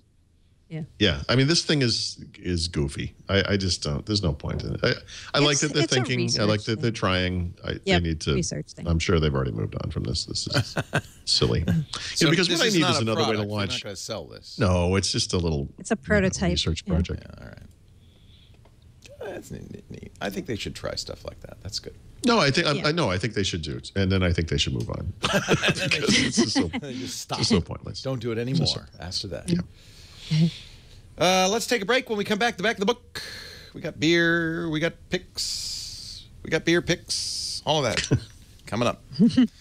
I'm going to pick something for dinner right now at blueapron.com. Blue Apron is a great idea for anybody who likes to cook but doesn't have time or the inclination to shop after a long work day. Isn't it nice to come home and have all the ingredients you want for an amazing meal, including the instructions? Never have leftovers or waste because it's just exactly the right amount. I'm talking blueapron.com. I love Blue Apron. I know you guys have tried it as well. It is a place to don't spell it Bleu Apron, because it will not take you there. It's Blue Apron. I got to type it right. It's not French. It's not bleu. Well, it is in a way. The Blue Apron is what the apprentices at the Cordon Bleu cooking school wear. So it's kind of oh, look, they've got an iPhone app now. Nice. It's kind of, the idea is kind of, it's an apprenticeship in your own home. What's nice is you never get the same recipe twice. Meals, about 500 to 700 calories, take between half an hour and an hour to cook, and they're less than $10 per meal. They have a family plan that they'll feed the whole family with kid-friendly ingredients as well.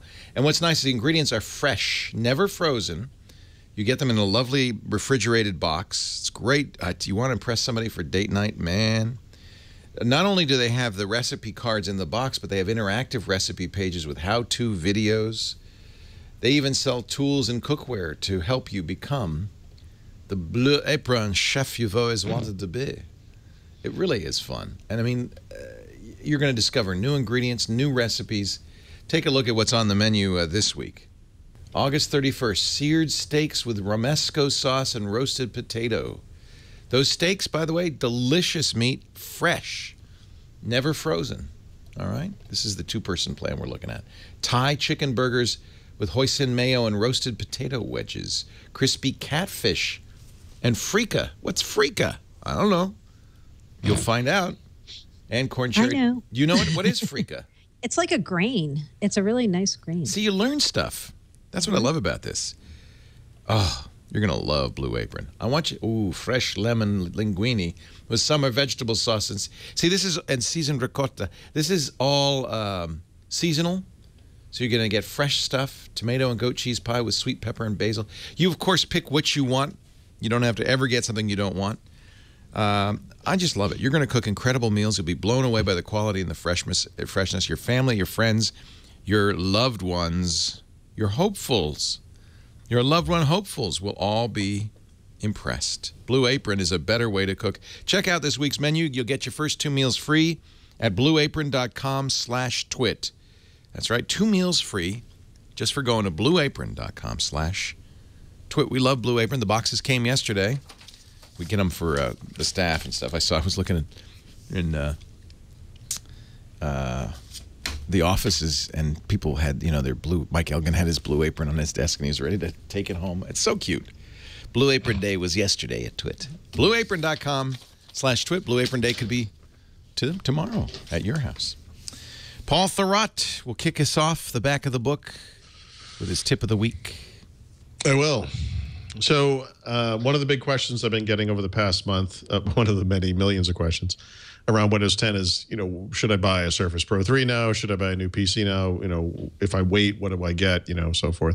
I would say as of right now, if you're going to buy a new PC, actually it would pay to wait, because next week, we talked about it briefly, is IFA. Microsoft will be announcing new hardware in the next 30 days.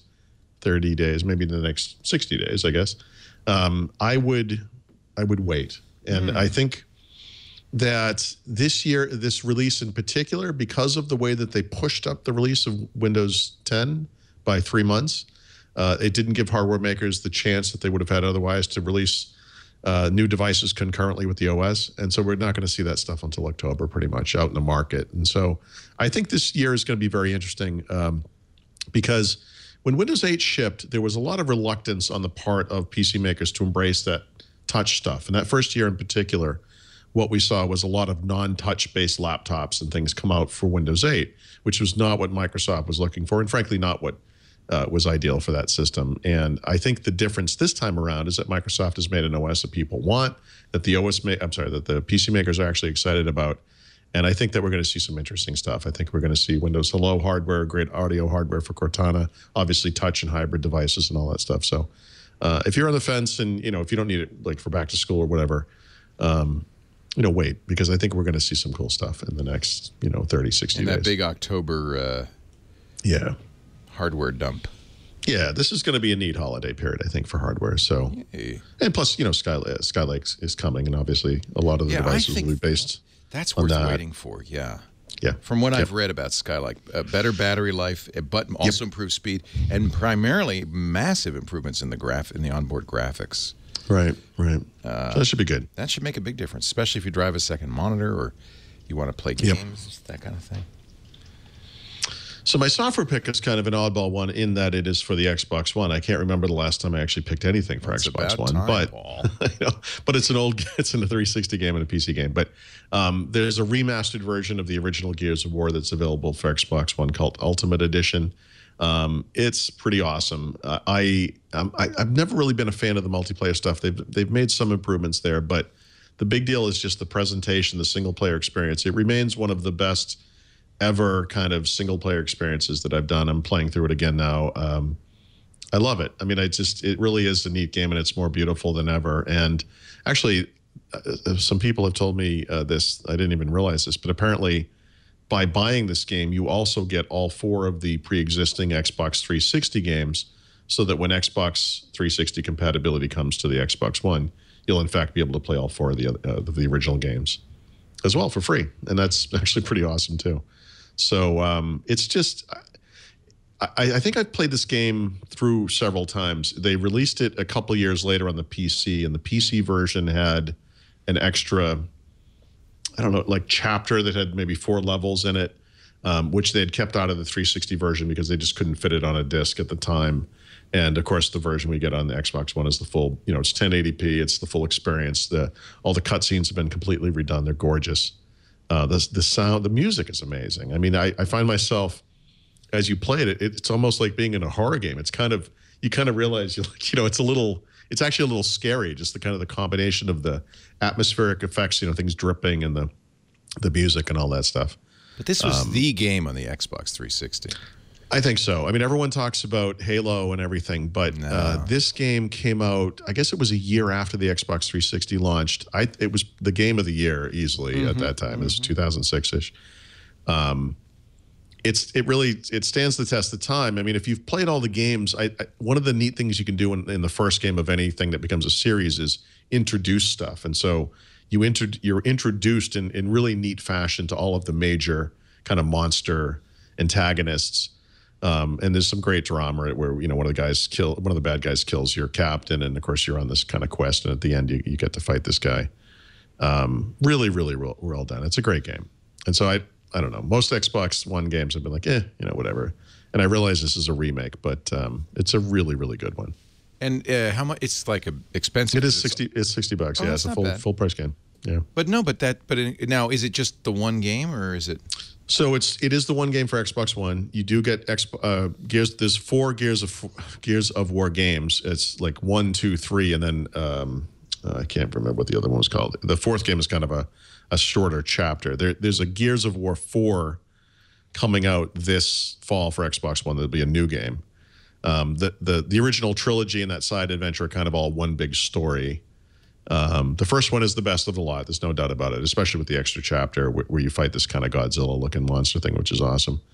I always thought of this as the Brown game. Yeah, and actually, so it's brown. funny. Just today, I've been playing it each day this week. The last 2 days, I guess. There's actually a scene in it's kind of like Act 2, Level 2, where you walk out and it's actually sunny out and green and everything. And I was like, was this in the original? I remember this being really gray and brown. You know, Yeah.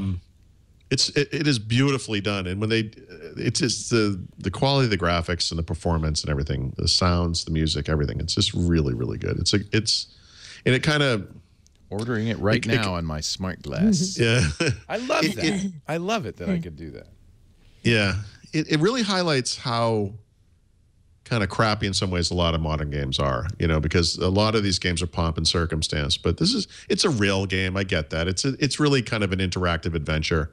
You are going from checkpoint to checkpoint, that kind of thing. It is that kind of game. But for people who aren't big shooter fans, but are sci-fi fans especially, would like this kind of story.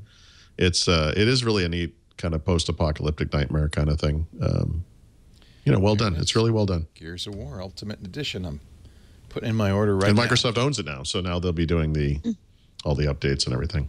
I will the future games. I will have this on my Xbox One when I get home. Yeah, you gotta love that. Yeah, really cool. That was your pick of the week. That was my pick of the week. Yeah. So it is now time for Mary Jo to regale us with her enterprise pick of the week. I'd like to say it's Gears of SharePoint, but it's not. That would be so It is awesome. not a game. Someday. It is SharePoint Server 2016. But guys, it's exciting to many people, believe it or not. So SharePoint 2016 is the next version of SharePoint on premises. And this week it went to public beta. It's called Tech Preview 1. There are a lot of new features in the coming version of SharePoint Server. Some people were wondering if Microsoft would even do any more server-based versions of SharePoint, or if they just do SharePoint Online. But they are committed to continuing to do on-premises SharePoint releases because people want them.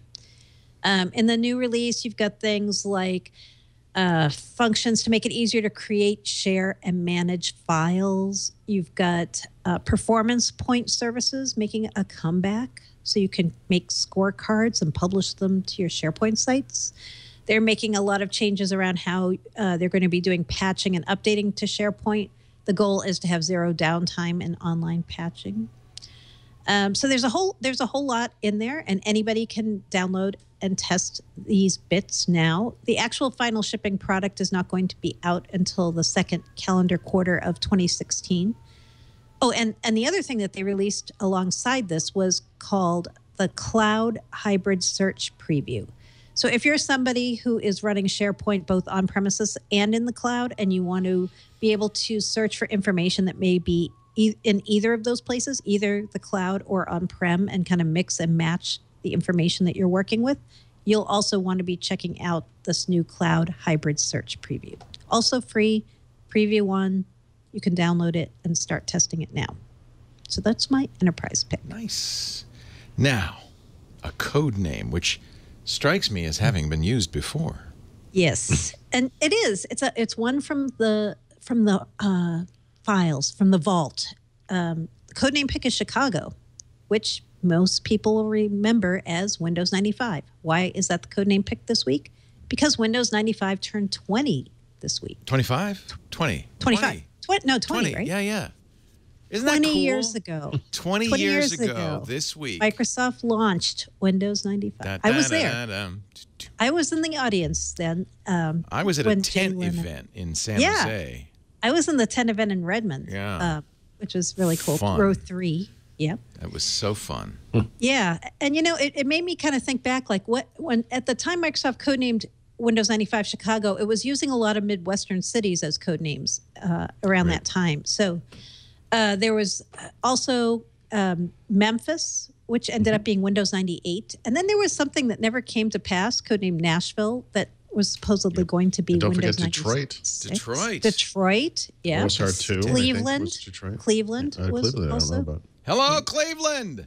Cleveland became Nashville, I believe. Cleveland was was that release, that Windows 96 release that never came to pass. You remind me that Baratunde Thurston posted on his Instagram this week a picture of him as a high school student testing Windows 95. It was in an article in USA Today. This was right before it came out.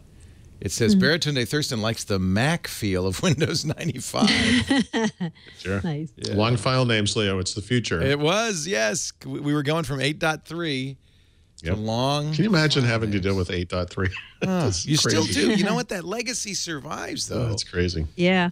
Yep. Sad to say. Yeah, it was fun being. I remember covering Windows 95 as it was being built, and you know, these days people just get insider builds, right? But in those days, you had to like coerce somebody to give you the bits because we weren't allowed to test it, and you had to like. I was on the beta, but I wrote a book about Windows 95. Did you? Yeah.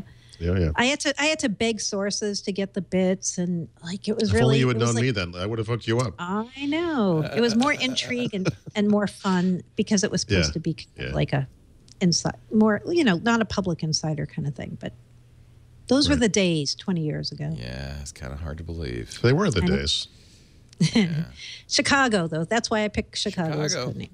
Yeah. Great name, classic name, classic. Windows 4.0 was going to be the original name. What? No, really? And then they had to do copy replace. Yeah, the very first book that they put out about it, there were a lot of Windows 4.0s in there by mistake because they didn't catch them all in editing.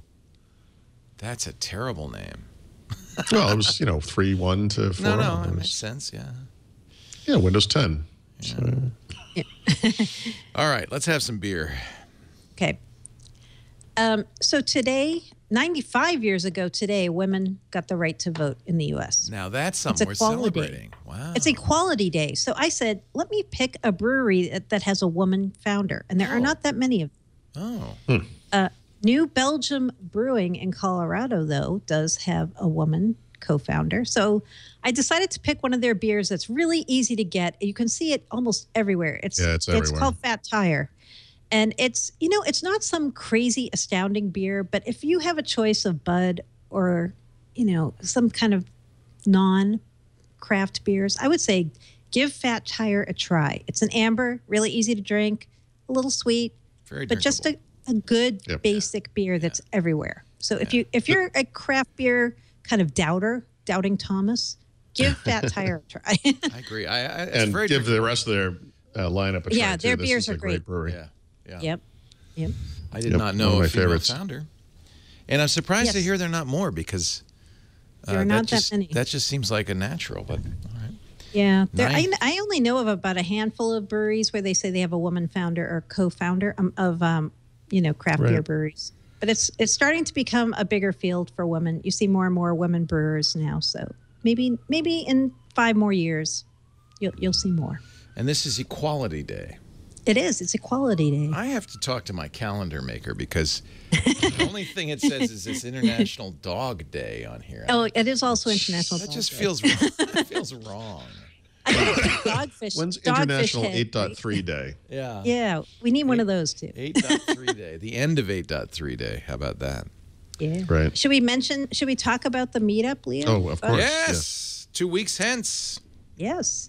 So September 9th, if you're in New York City, you will want to come to the infamous Rattle and Hum Bar in New York because Leo is going to be there, Paul is going to be there, and I'm going to be there. And Lisa will be there. Lisa also will be there. We're having a full meetup for the fans of Twit. It could be. I would say come very early. Busy.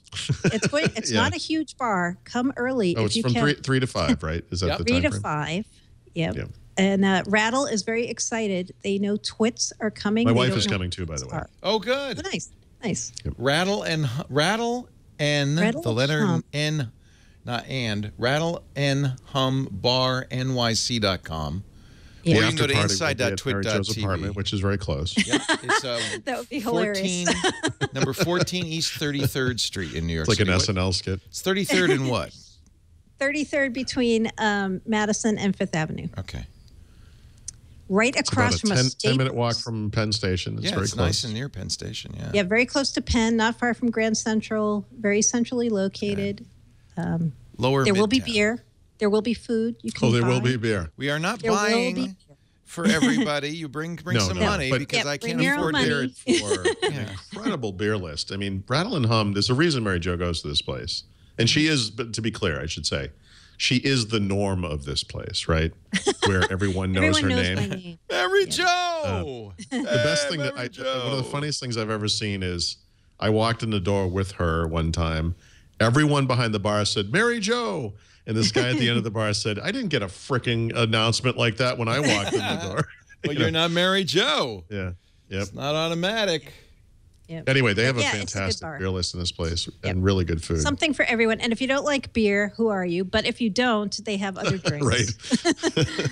Who are you and why you're wasting Why are space you in this here? awesome beer place? I'm very excited. We're Lisa and I are going out. PodTrack asked us to come out to speak at the IAB Interactive Advertising Board's new fronts, the upfronts for advertisers. And so we thought, well, as long as we're out there, I think that's Thursday. So as long as we're out there, we'll go out a day early. I didn't know at the time that was when Apple was going to announce Yeah. their new product. I understand what it's like to travel when something big is being announced. In fact, Yes. right at the beginning of this event, we'll know what it is that Apple is announcing. And we could talk about that. And, Perhaps we'll have a ritual destruction of this thing on the floor in the middle of Rattle and Hum. no, it's not going to be a Windows-only event. And Andy Anaka, we were trying to get, because he's going to be in town, but it turns out he's going to Colbert that night, the new late night show. So Maybe Jeff Jarvis could come by. I'm sure Jeff will come by. Good. I'll let you know. We'll add to the number of guests. Who It's going to be, I'm a little nervous about. I am too. It's not a big bar. come early. Come at 3 if you can. Yep. And then leave early if you can. And then leave. Yeah. No, Come, say hello, and then go. no, it's going to be, Mary Jo and I talked about the possibility of convincing these people to close the bar this day because it's going to be, crowded. Well, no one who comes there as a normal person will be happy about it. No, they will not. But anyway, I will say there is a bar right down the street called Foley's, which I think maybe gonna the regulars benefit. could hang out They're at going to instead. benefit from. Just a thought. Dr. Even though it's Mom called will be there. Foley's, I don't recommend it, guys. She said, okay. Yeah, it's not Mary Oh, Jo Dr. Mom's Foley's. gonna come? Good. Dr. Mom says she'll be there. I'm sure we'll see a That's great. lot I of haven't seen regulars. her Yeah. forever. That's good. So we can't wait. This is going to be a lot of fun. It's not just a Windows Weekly meetup. It's a general TWIP meetup. So maybe we'll get Gina Trapani to buzz over. Yeah, that'd be nice. I'll ask everybody today on Twig.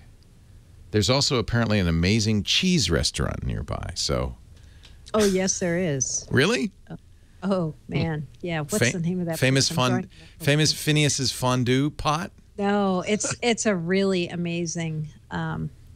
Why can't I think of the name right now? It's right near here. I'm sure we'll yeah, find it. It's excellent. Yeah, Not Murray's. it's an artisanal what's- bistro. It is. It's an artisanal cheese place. I can't believe I can't think of it. Dr. Mom, what's but it called? She knows. She's the one who told me. I know. I've been there many times and I can't think of it. And the rest of you can go to Staples and pick up some office supplies. if you Exactly. can. Right Yeah, across the right street is a Staples. Oh, and right next door there is a very authentic Chinese place that is very good too. Great. So there's lots of options. I can't wait. It's going to be so much fun. We don't do very many meetups. The last one we had was in Austin. And Oh, it's called artisanal. Oh, it literally is artisanal. Yes, artisanal.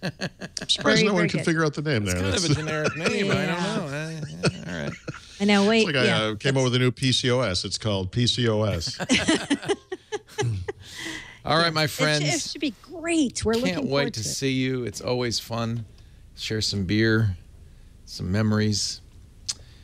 We do this show we meet up here too every Wednesday, 11 a.m. Pacific, 2 p.m. Eastern Time, 1800 UTC at twit.tv/live. You can join us in the chat room at irc.twit.tv, and then we'll just have a big party.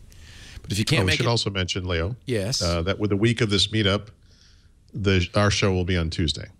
Oh, right. Oh, yes, so that we can do this and so we can cover the Apple event. We're flip-flopping Mac Break Weekly and Windows Weekly. Not next week, but 2 weeks from next week. Yep. Yeah, so A week 2 weeks from- from this week will be on Yeah. Tuesday.